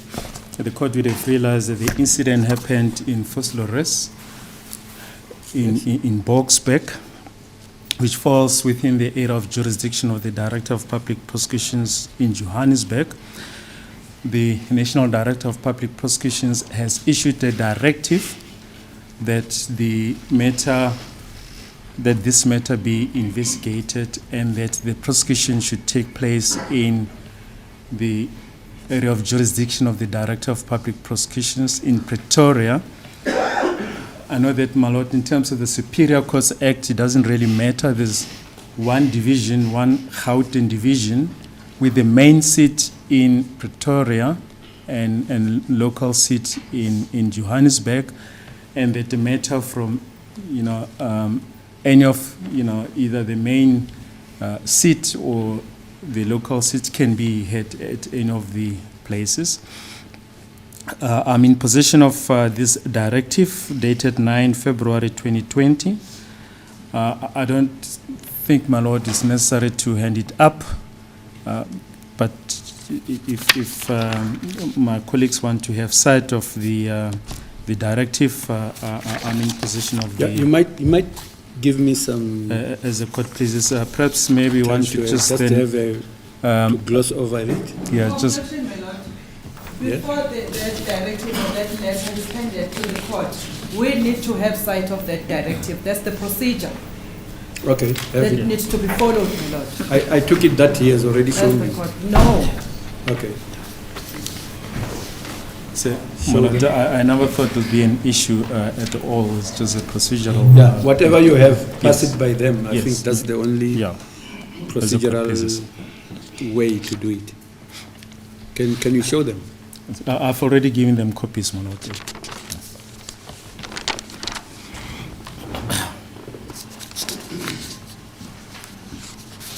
Have you had sight? We're still reading, my lord. Okay. So I will not look at it until you look at it. And I must say, it's just a thought that occurred to me during the long adjournment. I thought those issues were ironed out Yes. in the pre-trial Yes. process. Yes, I say I never thought that will be an issue, at all.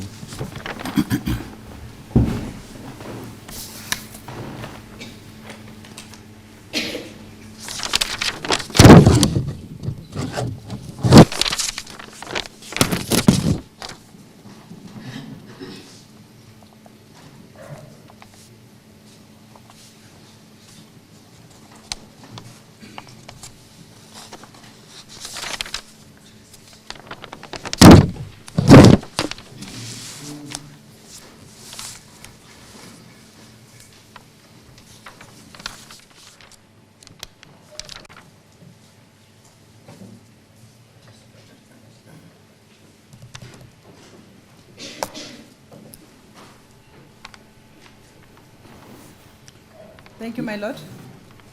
I've just had sight of the directive from the National Director of Public Prosecutions regarding this court having jurisdiction to hear to this matter. I have no objection to that, as the court pleases.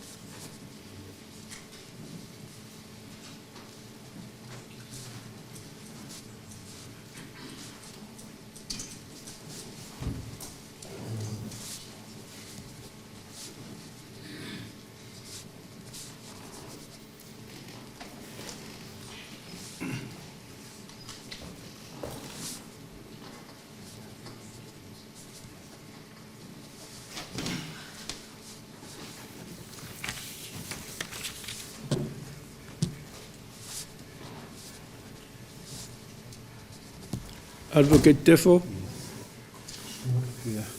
As it please the court, your lordship, thanks for indulgence. I went through the document first sight.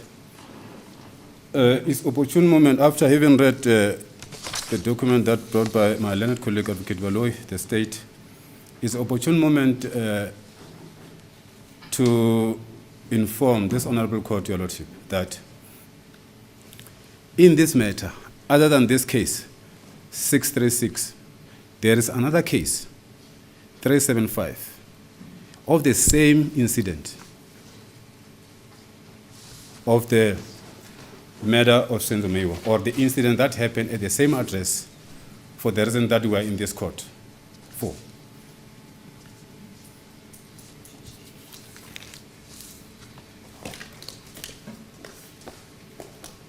And in that case, let's put the charges.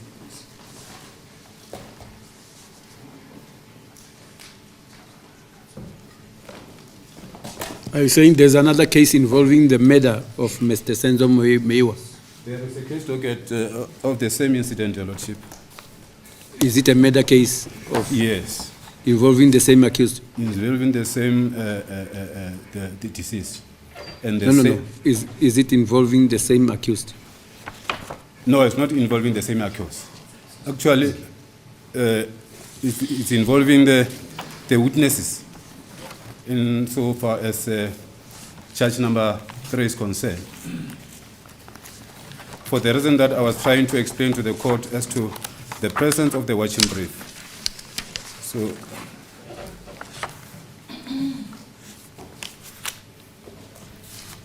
the presence of watching brief insofar as Mr. count 3 is concerned. Mr. Tefo, I think I have ruled regarding the watching brief. And the nature of my ruling is that I have allowed, from the beginning of this trial, I've allowed the watching brief to sit in. If you have issues with that, you know what to do. But let us proceed. Let us not hear anything about the watching brief where it regards her presence within the courtroom. I've already ruled. I've accepted the ruling of the If court. that ruling is wrong, you know what to do. You are a lawyer. Definitely. Yes. I've accepted the ruling insofar as the watching brief is concerned.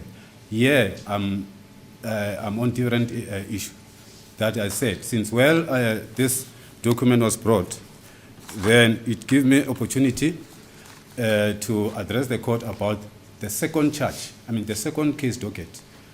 No. Relation to How the can I sit CPC. here and decide on another charge I have never seen? Until today, I never knew about another charge. What I know is that there is a case brought before me, which is proceeding. And I've been asking for the life of me that we proceed with this case. If there are other cases that impact on this and it brings other dynamics, you are a lawyer, you'll know what to do about that. Let us not waste the time for this case by discussing other cases, whether they are related or not. I was saying this, Your Lordship, so that I avoid the issue of saying I'm now bringing something that was never raised before. So I'm just saying that for the knowledge of this court, be known that there is another... There may be other cases brought after we are done with this. That may happen. The Dominis Litis decides about that. And now, for now, he has decided, the Dominis, he or she, has decided that this case number CC67 of 2020, should be heard at the Pretoria Courthouse, and that is what is happening now. And let us concentrate on that. Let us not be distracted by other things that the police and the prosecution might be doing. If they do it in such a way that impacts on this case, let us proceed with this, and then you'll take that matter forward from there. Mr. Court, please. Yes.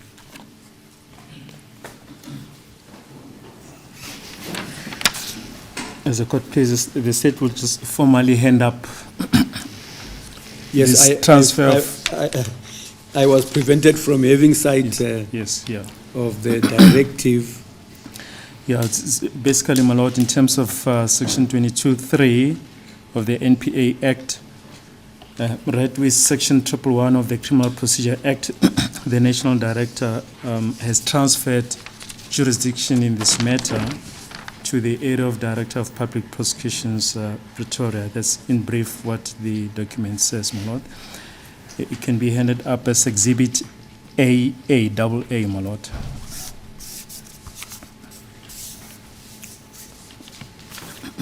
I take it there is no objection to that? No objection, my lord. Advocate? No objection.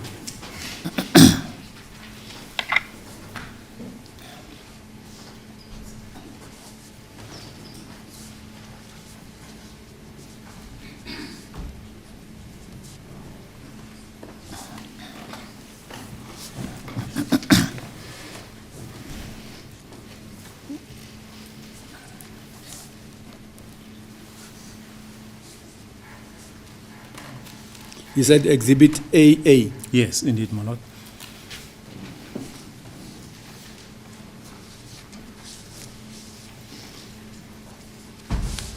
Yes, a copy of a directive by the Director of Public Prosecution regarding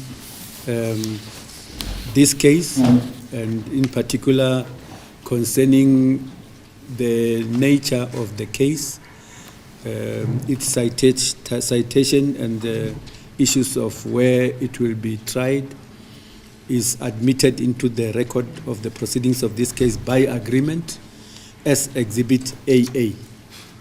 As the court pleases.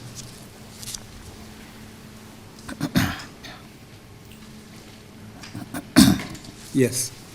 My Lord, before leading evidence, the state is going to address the court in terms of Section 150 of the Criminal Procedure Act to explain the charges in the indictment and to outline the evidence that the state intends to adduce to support the charges. Yes.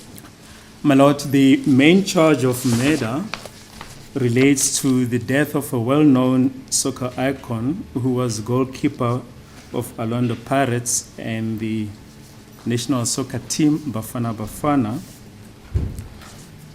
And there are related charges of robbery that we've just put, attempted murder, illegal possession of firearm and ammunition.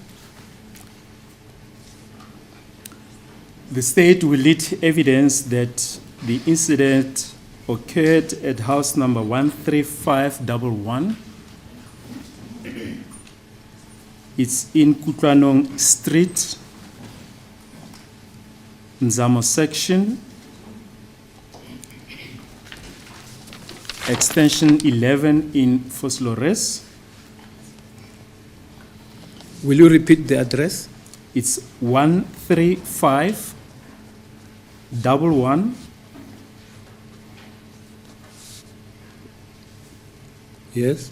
Kutlanong Street, Nzamo section, in extension 11 Foslores. And this house, my Lord, belongs to the mother of the deceased girlfriend at that stage, Miss Kelly Kumalo.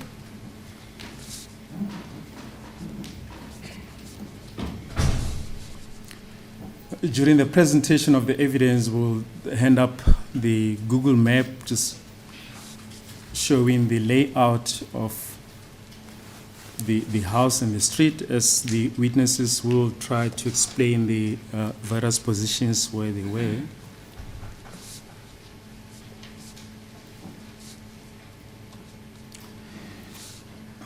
The state will lead evidence to the effect that the deceased, his girlfriend at the time is Kelly Kumalo. The owner of the house, Miss Gladness Kumalo, we've just added her name to count 3.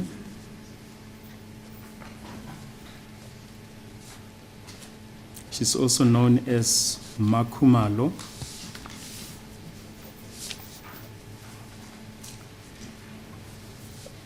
The sister of his girlfriend, Miss Zandile Kumalo, she's the complainant in count 2.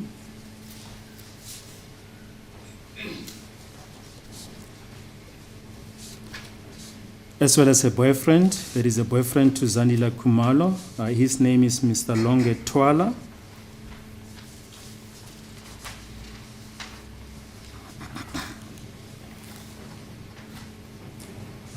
And 2 friends of the deceased. Sorry, my Lord.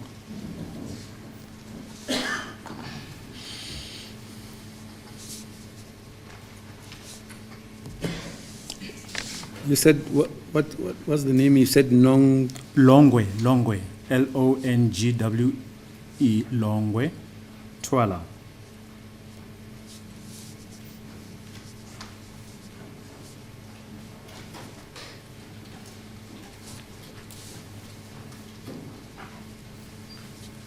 Yes.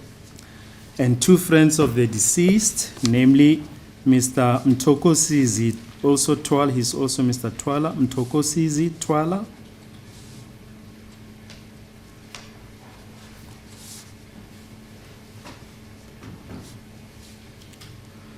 As well as Mr. Tumelo Madlala.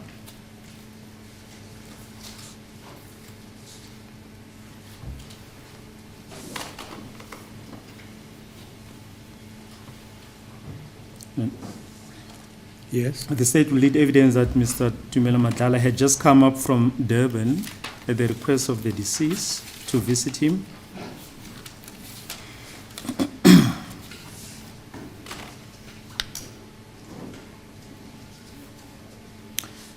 The state will lead evidence that they were all watching television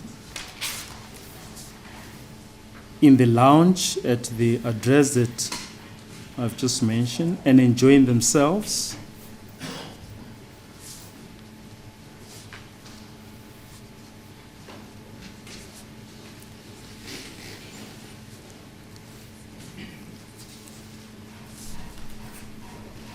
Yes. When the attackers struck in the evening,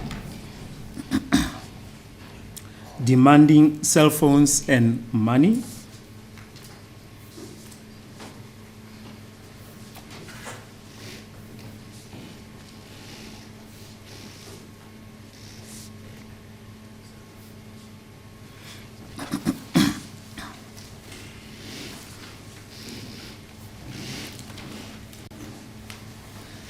Yes. The state will lead evidence that the deceased was fatally shot in the kitchen during the process.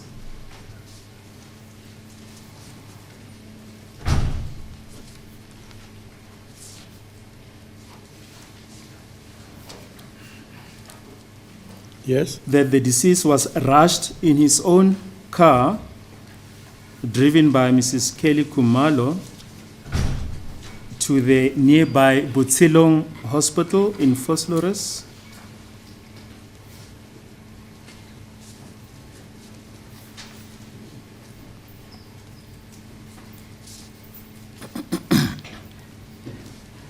Where he was declared dead on arrival.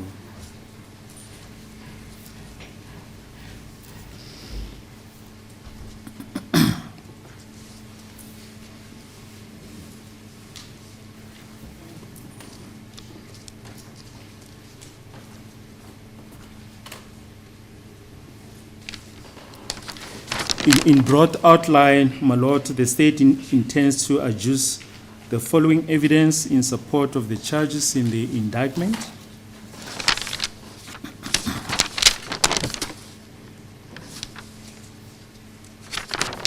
Yes. Firstly, the evidence of Sergeant Musia of the Springs Local Criminal Record Center, who took photos of the scene on the night of the incident.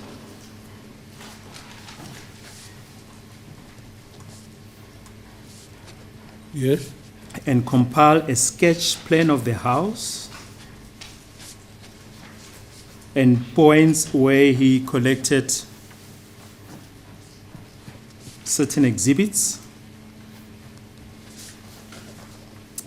And this photo album and sketch plan will be handed up as exhibits.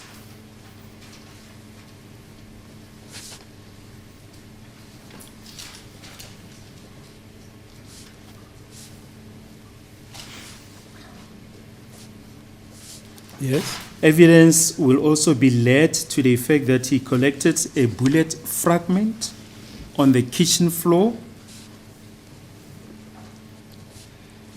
This point will also be indicated on the photos and sketch plan.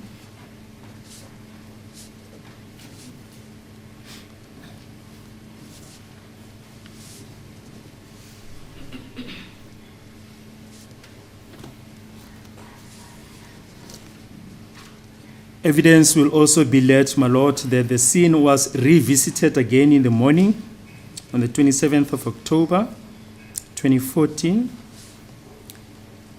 by the very same Sergeant Musia of Springs Local Criminal Record Center, And this time around, he was accompanied by the then warrant You officer. said the 26th of 27th.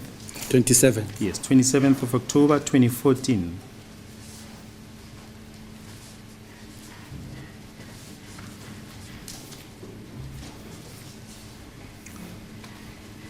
And this time around, he was accompanied by Warrant Officer Mhlahlo. She's now Colonel Mhlahlo. Then warrant officer, now Kenneth. Yes. Who is attached to the Gauteng Crime Scene Investigation and Management.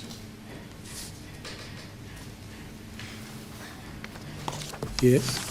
That both conducted forensic investigation at the scene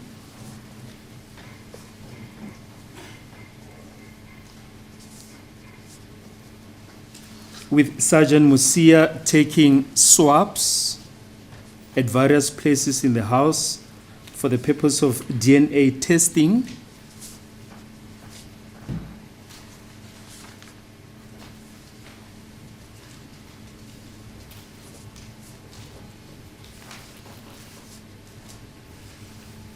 Yes. Whilst Colonel Mhlahlo took photos of the taking of the swabs by Sergeant Musia. Mchato did what? She took photos, my lord. Yes. And they will explain that, they took a dry and wet swabs. And the whole process is known as swabbing. And these concepts, my lord, will be explained by Sergeant Musia.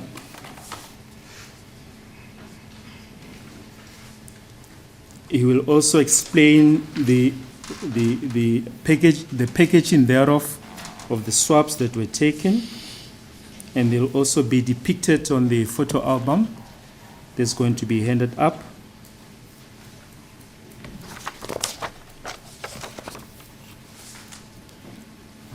Yes. The state is also going to lead the evidence of Colonel Mhlahlo, who compiled the sketch plan depicting these points where swabs were obtained. And the photos and sketch plan will be handed up as exhibits.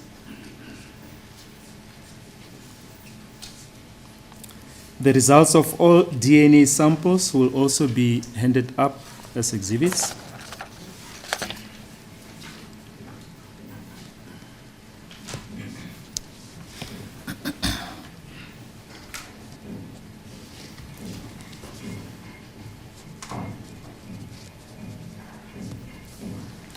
And the DNA evidence will show where the blood stains of the deceased were found.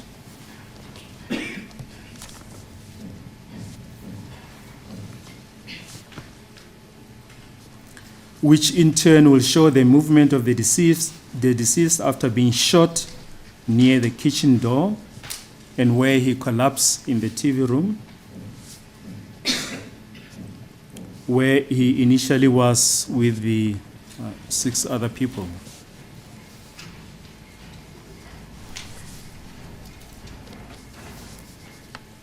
So he was shot at a spot different from... In the kitchen, my lord, yes. He was shot in the kitchen and collapsed in the TV room.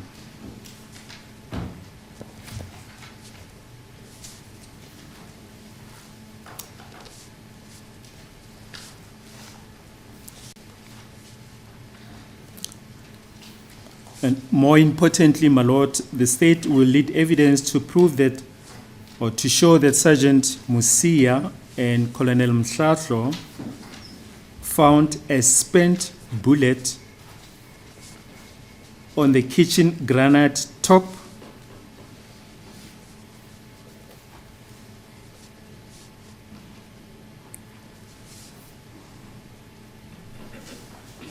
near the kitchen door behind some glass jars.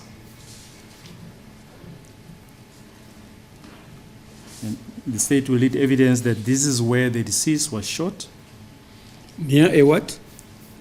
Glass Near jar. the kitchen door. Near the kitchen door behind some glass jars.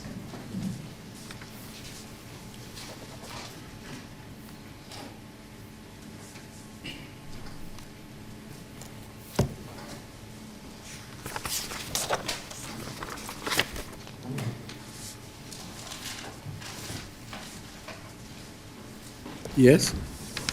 Evidence will also be led that both the fragmented bullet and the spent bullet were sent for ballistic examination at the Forensic Science Laboratory in Pretoria. The spent bullet and what? And the fragmented bullet, my lord, that was found on the kitchen floor. What about them? Both were sent for ballistic examination to the Forensic Science Laboratory in Silverton.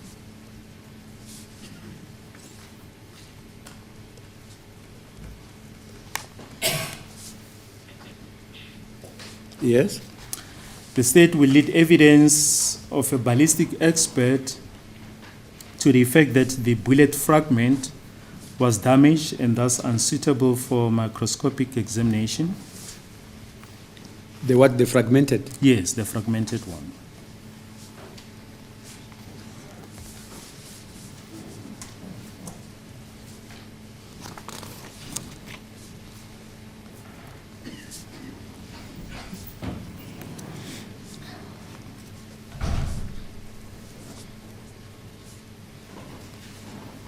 Yes. But more importantly, my lord, the state will seek to prove through the ballistic expert that the spent bullet found on the granite top of the kitchen cupboard behind the glass jars near the kitchen door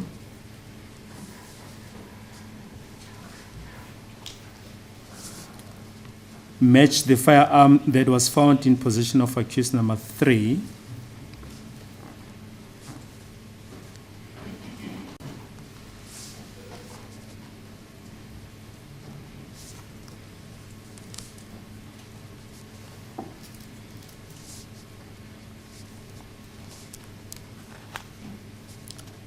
In the room which he occupied with his girlfriend at number 81. Just a moment.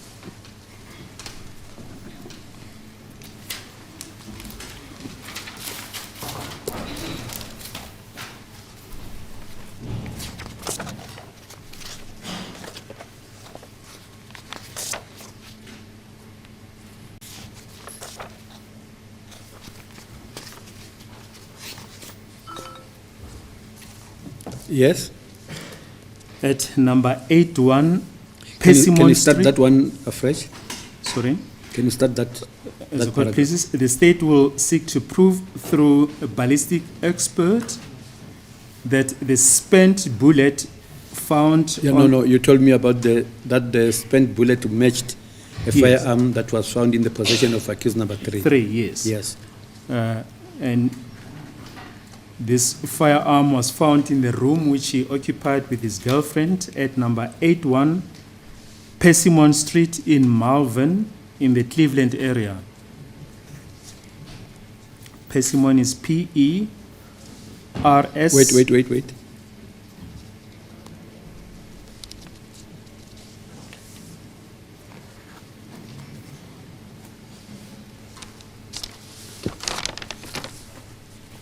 It was found at the place of the girlfriend of Room, accused number yes, 3.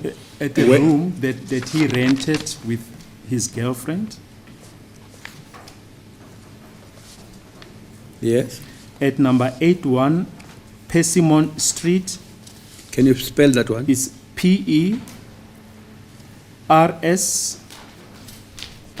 P-E-R-S-I-M-M-O-N, Persimmon Street. Double I what? Is P-E-R-S-I-M-M, Yes. Yes. O-N, Persimmon Street. Yes. In Malvern, M-A-L-V-E-R-N, Malvern, in the Cleveland area. In the Cleveland area. Cleveland will be C-L-E-V-E-L-A-N-D. Cleveland area. Yes. My lord, the ballistic expert will present a chart to the court indicating the matching characteristics.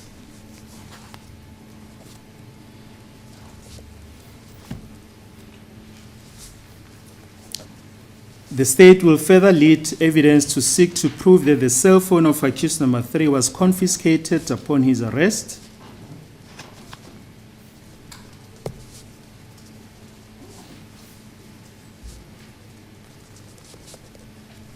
And that the data on his cell phone was downloaded and various photos were found.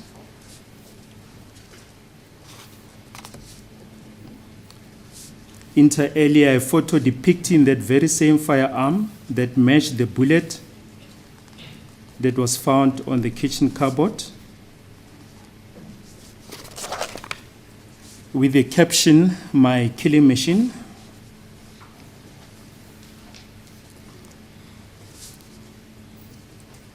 And my lord, this firearm will also serve as an exhibit.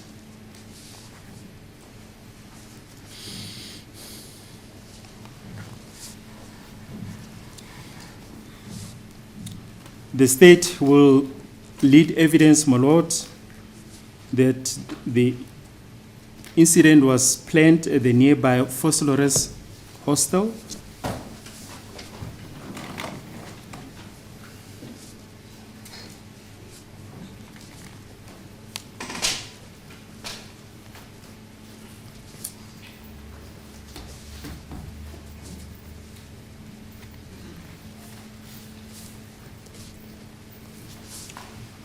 And a cell phone expert will testify that the signal of the robbed cell phone showed movement towards the hostel after the incident.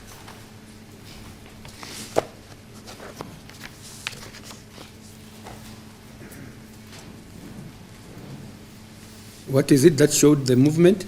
That the signal of the robbed cell phone showed movement towards the hostel after the incident.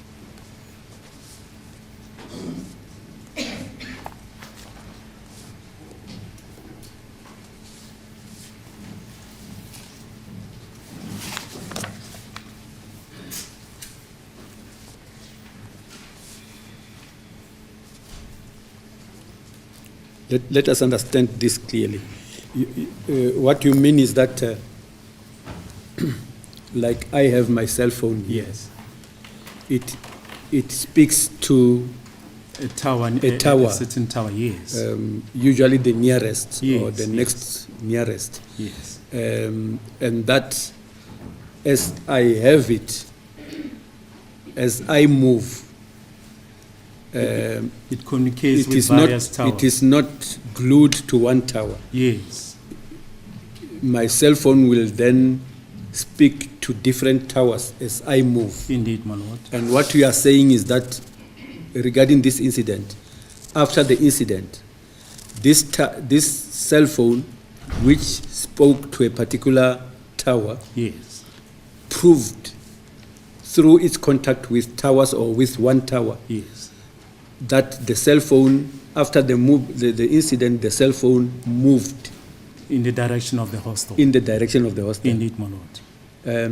And that the hostel is not where the police found the firearm, No, my lord. and, which means that the firearm was then also found at a different place. Indeed, my lord. But that firearm, through the ballistic test, was linked with the spent, was it a spent cartridge or yes, is a it spent bullet a spent bullet or a fired bullet, that was my lord. derived from the crime scene, which is in the house of Makumal? Precisely, my lord. Okay.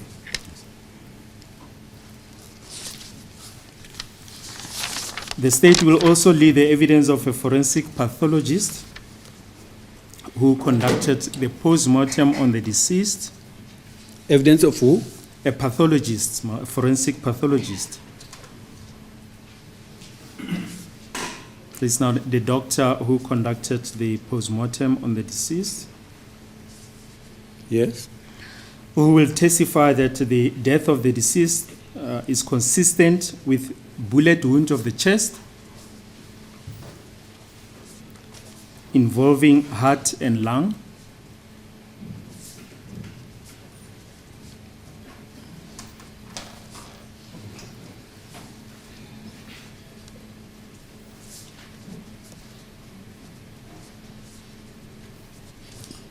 that the chest wound is consistent with contact bullet entrance wound. You were a bit fast for me there. I'm sorry, my lord. The You- forensic I pathologist. ended up with you saying the heart and the lung, and then Yes. He will testify that the chest wound is consistent with contact bullet entrance wound.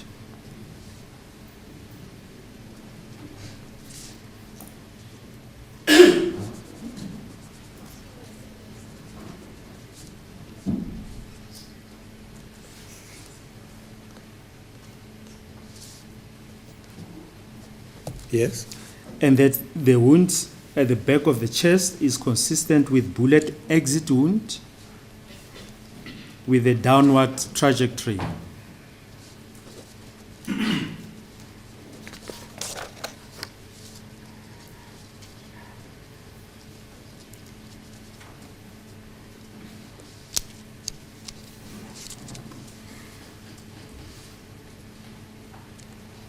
My lord, the ballistic expert will wait. Sorry.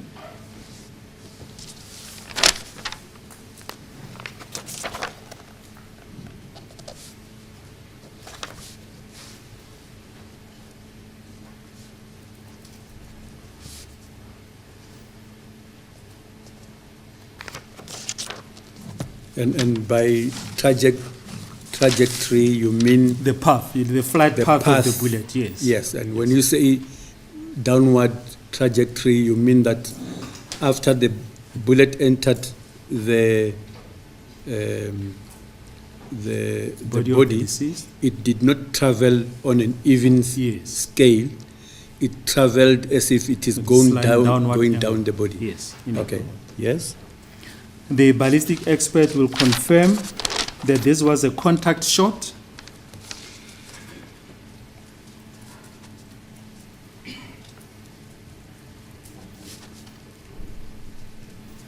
And that the shooter was. Wait. Sorry.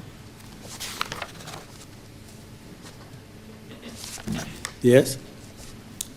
And that the shooter was probably in front of the deceased and the firearm in contact with the deceased's chest at slightly downward angle when he was shot.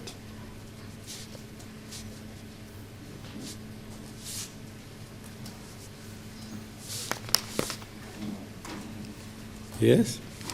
And photos were taken, the state will present photos that were taken during the post-mortem by Colonel Mhlatlo that I've already referred to, as well as by the ballistic expert himself who attended the post-mortem.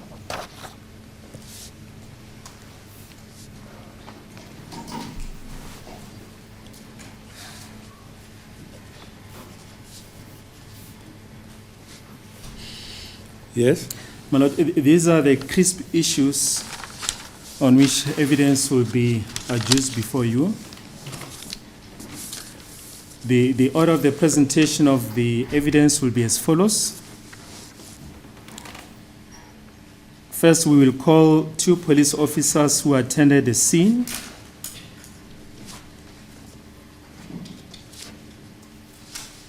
That is now after the photographers will have testified.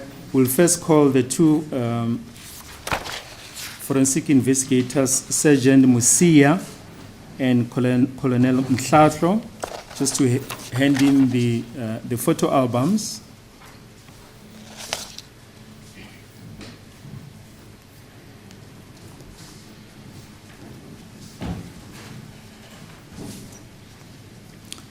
Then thereafter, my lord, we'll call the 2 police officers who attended the scene.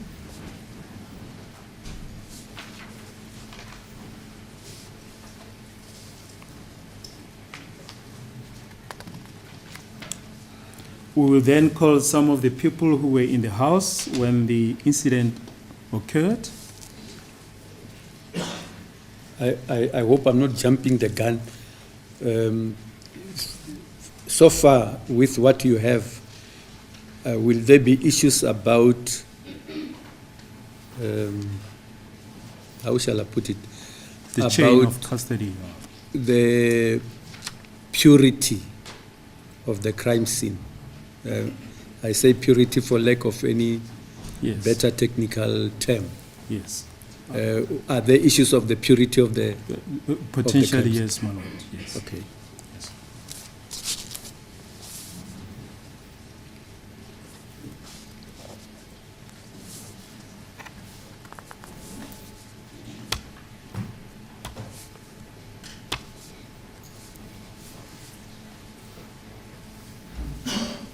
Yes. Then thereafter we'll lead ballistic evidence. We'll possibly call 2 ballistic experts.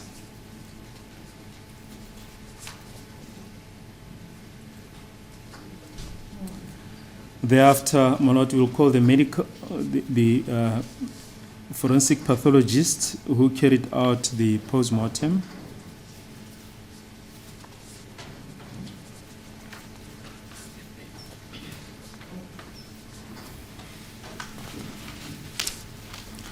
Then thereafter, my lord, we'll call some of the neighbors who heard the shots at the Kumalo's house, the address that I mentioned.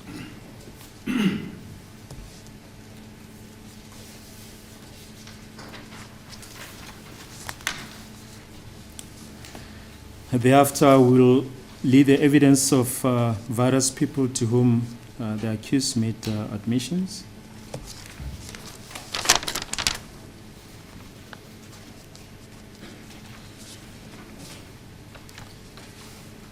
Then, my lord, a trial within a trial will follow regarding confessions and pointings out.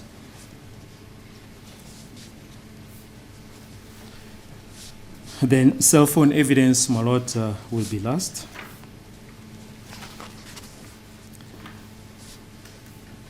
My lord, there might be some deviations from this plan. Some witnesses might need to be accommodated before others. But in essence, that will be the structure of the presentation of That is the broad cases. outline, Yes. without any commitment Yes. to the order. Indeed, my lord. Indeed, my lord.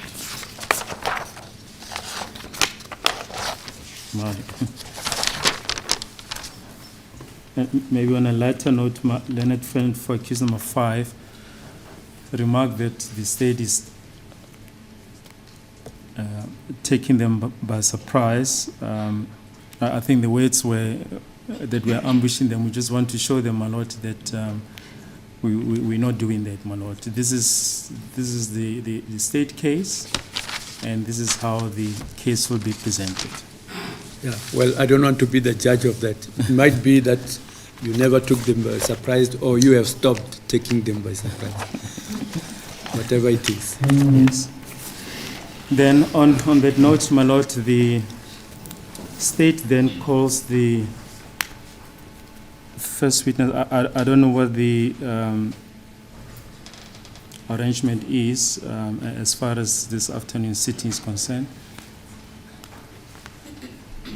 Yes. As the court pleases, my lord. My lord, I'm sorry to interrupt the state whilst the state is still busy. But however, I was going to suggest that due to the lateness of the time, my lord, may we start with the next witness, whoever that the state is intending to call, Monday morning, my lord. So that we'll be able to do maybe both examination in chief and cross-examination if it's possible. It's a request, my lord. Advocate Baloyi, I think the motivation is that your colleague wants us to avoid leading evidence, stopping in between, and letting the witness loiter over the weekend only to finish the evidence on Monday and only to be then cross-examined on what that witness will have stated today. I think that kind of a ball is in your court. Yes.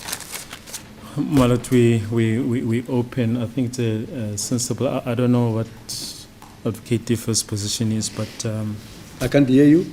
I don't know what Advocate Tifa's suggestion is, but we don't have any objection. Thank you, my lord. I was coming with a different view before. I was just waiting for the state to finalize its plain way of conducting its case. But then it strikes me that your request is coming just in the middle of Advocate Baloi's presentation. Why should we do that? Why should we stop what is? I thought he was finished, my lord, with the opening address. Are you done? Yes, I'm done, my lord. Thank you. Okay. Thank you, Then it's my lord. okay. Advocate Tefo? Thank you, my lord. My learned colleague came just before me, accused number 5. I was also waiting in line for the state to finish, because I'm surprised by the lining of the state, the way in which the state want to conduct The lining its of the Dominus Litis? Yes, the way the line is, Yeah, because maybe it's designed to surprise you, but it's by the Dominus Litis. Yeah, Lordship, I think the state is full of surprises. I'm aware of that. Yeah. Yes. So now, I wouldn't understand if, in this regard, we acknowledge the fact that there are alleged confession for accused number 1 and 2.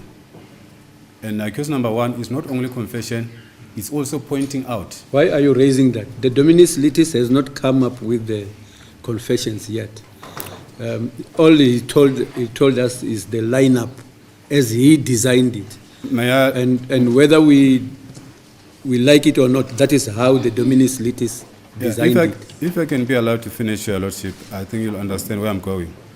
I'm saying there was the Dominus Litis did come with a confession when he says that then there will be a trial within a trial in relation to the alleged confession. Yeah. So I want to believe that Your Lordship is a tried law that if in any case of this magnitude of serious allegation of murder, there is alleged confessions and the pointing out as to where I was when the crime was committed, it's very important for the trial within a trial before, because in this regard, the only thing that incriminates my client, accused 1 to 4,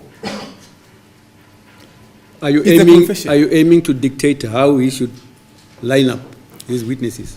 I'm not dictating, and also the state cannot dictate. So if... But the Dominus Litis can decide how they want to present their case, and will you leave them in peace to do that?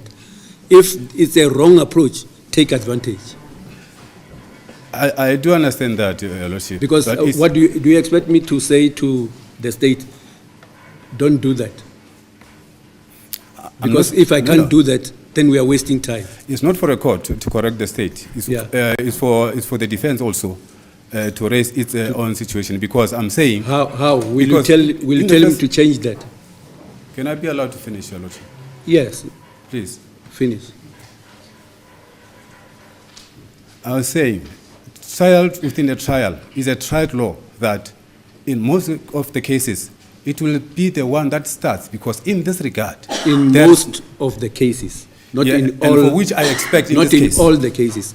And please, you are not the prosecutor. Allow the prosecutor to do his work. Because I don't know where you are taking us with that, challenging the order of the witnesses of the state. I mean, I don't know where you get the right to do that. It's within the right of the defense, Your Lordship. No, because you don't have that right. We have to defend the constitutional right of our client. Wait for him to present the evidence. You'll attack the evidence he's presenting. Yeah, but what I'm saying is that we cannot just always allow the state to dictate. Then tell him after we adjourn. I mean, because you can't expect me to tell him what I'm not supposed to tell him.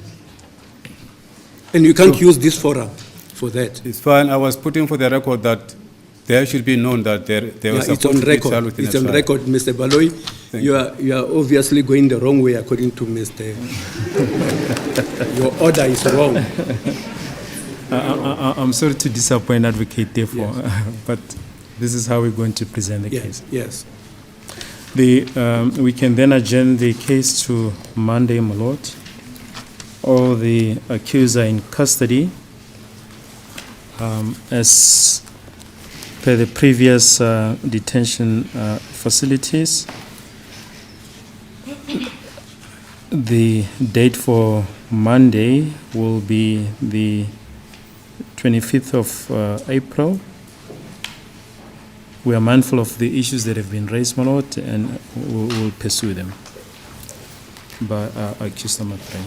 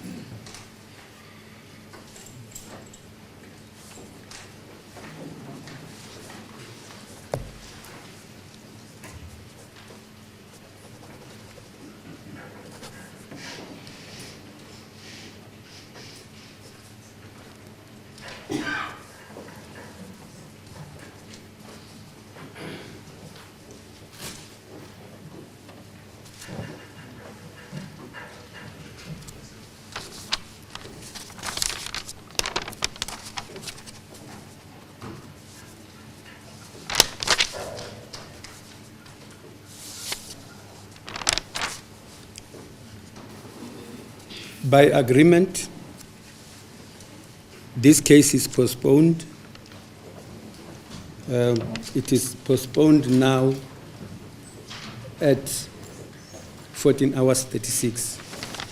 The reason is that the state is about to call a witness, and it is envisaged that it will not be possible to go through the witness that is to be called within the space of time left for purposes of today's court time. And for that reason, by agreement, this case is postponed with the accused in custody to the 25th of April 2022 for further hearing. Seselumuva icala lelufika mhla 25 April ekuseni what is the time on Monday, my lord? Mr. Baloi, we agreed to use 9:30 as the starting time. It didn't happen today, and the reasons that were given might recur on Monday. And we don't want to inconvenience people that come from afar, like Advocate Tefo, to leave home in darkness only to come and sit and wait here in court. So I don't know what you think will be the safe starting time to be targeted. I don't know whether you have done anything so far about the delays this morning. Yeah, we can perhaps start at 10, hoping that the delays that we experienced today, will be addressed by Monday, my lord. Yeah, but do know that I think correctional services should be informed that we desire to start at 9:30 so that we can be able to cover more ground for purposes of trial time. And they should maybe tell us whether that is impossible so that we know and we don't have people coming here only to wait. Indeed, my lord, we'll take it up now. I'm told the reason for the delay are traffic issues, my lord, and I think that can easily be overcome. Yeah. Okay. So we'll get a feedback from you on Monday. We start at 10 on Monday, and then we'll see as we go forward whether we cannot improve on that. As a court, please. I would like to reiterate my previous request insofar as case number 3 is concerned, that he be kept at New Lock instead of a maximum. That's my request. Yeah, but I've ruled on that. I have said that your request is based on a complaint. The complaint implicates correctional services. And I have said Advocate Baloyi should engage correctional services in writing to make them aware of the allegations being made, so that we will take account of what we have after that, and then I will make a decision after listening to both sides. I haven't listened to correctional services so far, and I told you I'm reluctant to make an order not having listened to both sides. Yeah, but my concern is not about the complaint on the 12th. There was the request previously. There were complaints before. And then it was, as I said, it was the agreement between the defense of accused number 3, the state and the police, to say they've agreed that they will take my accused number 3 to New Lock instead of maximum. Advocate That Baloyi, is not that it was occasioned by the incident of the 12th. It has been Advocate there. Baloyi, there's the recurrence of the word agreement from this morning. What did you agree with? Yes. Advocate Tefo? My Lord, we pointed out several times that the issues of where a person is being detained are the sole discretion of correctional services. There is no such, and I don't mean to disrespect my learned friend, but we cannot bind, sitting here, dictate to correctional services where a person should be detained. We can only make a request, my Lord, and I indicated that we've made that request, and they then send us a letter indicating that it's not possible. But, my Lord, we will make another effort and see perhaps if the situation cannot change. But there are allegations of torture, yes, and assault. Much as we cannot willy-nilly order correctional services, we cannot afford to ignore that there are allegations of torture and assault.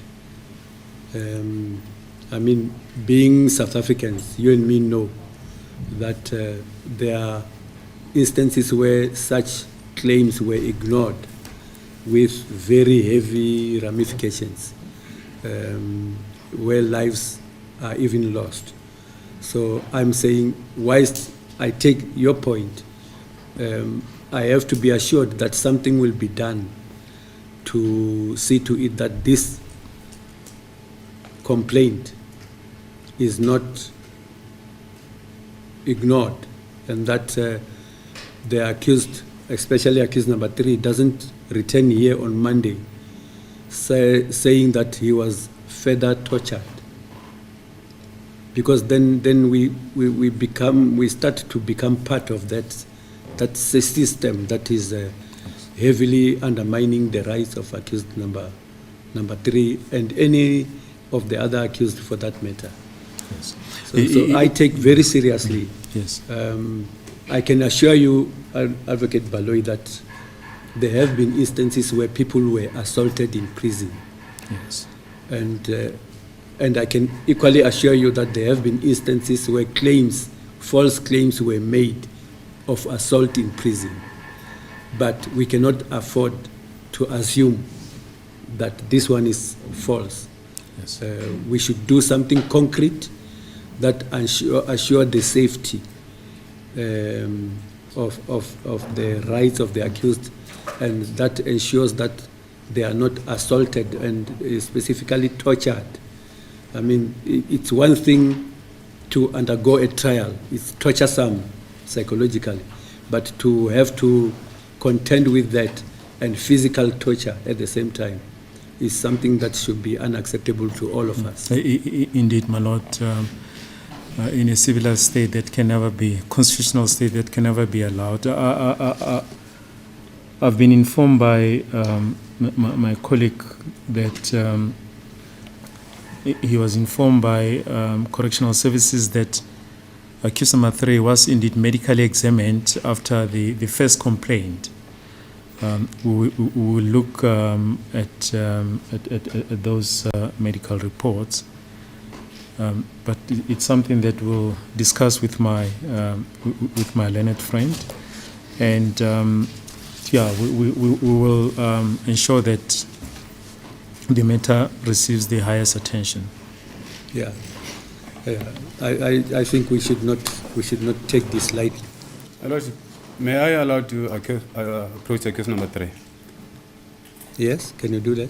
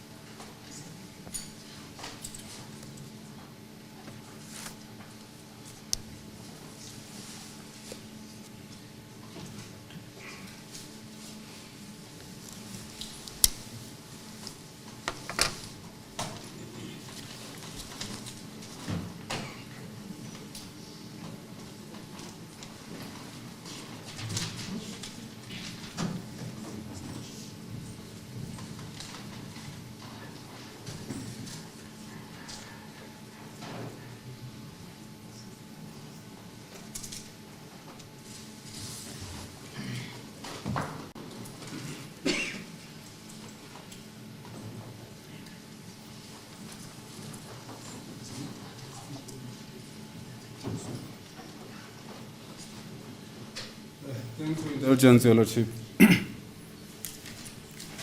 It's not only about the complaint as said, it's also medically related, because the condition where he has been kept at the moment,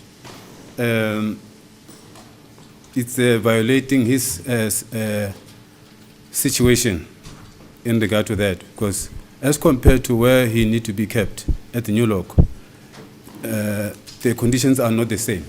So the other thing, the same place where he is now, he cannot even be able to make a bookings for, the doctor cannot phone the doctor for making arrangement when he has to book.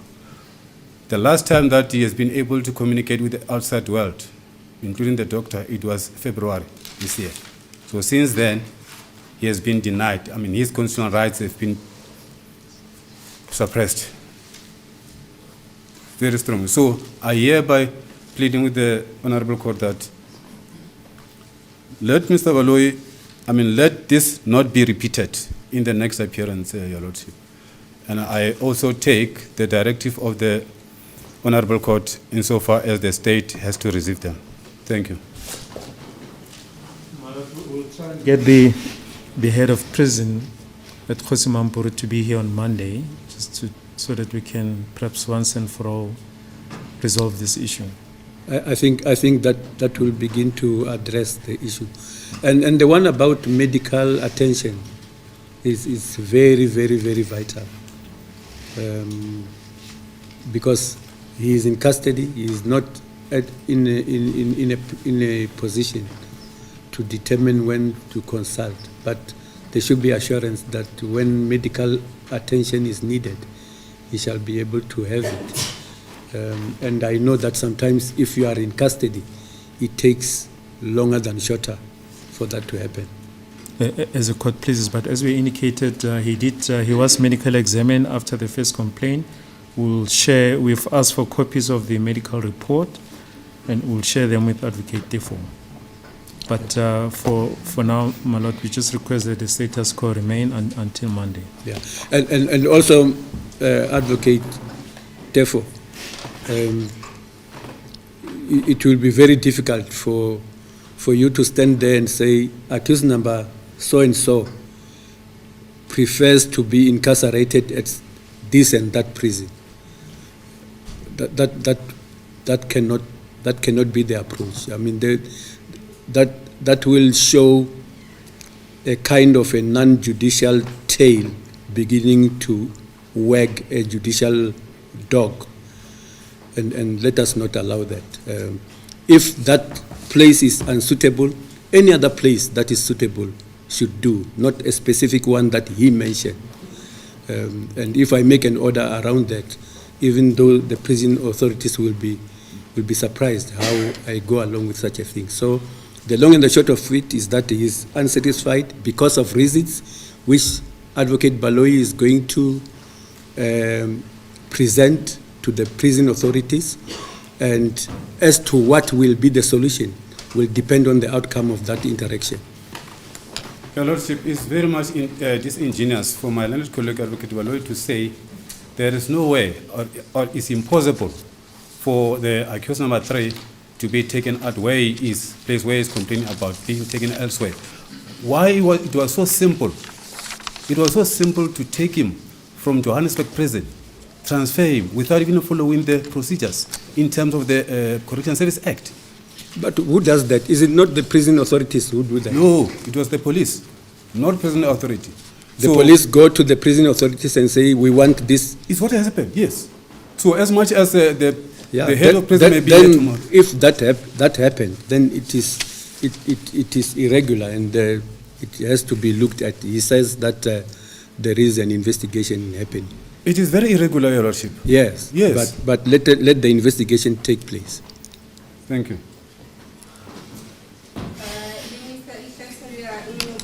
Ngicela ngomhla ka-25 April ngo-10 o'clock kuze kuzohlelwa kahle ke ukuthi kusukela ngomsombuluko sizoqala ngasikhathi bani. Wena ke mangalelo wesithathu inkinga yakho izwakele kwinkosi yenkantolo uthi umshushisi uzahlela njalo ukuthi abizele lana enkantolo ongamele ijele laseHoshimamkhulu ukuze azoziphendulela kulezi tyholo zonke leyo zikhiphayo. So sizobonana futhi ngomsombuluko sizokwazi ukuqhubeka ngecala nokuthi sithole isombululo malunga nenkinga yakho. Izwakele. Siyabonga ngizobeni ngaphakathi. The online district, my lord. Emilano, someone else, waiting for morning.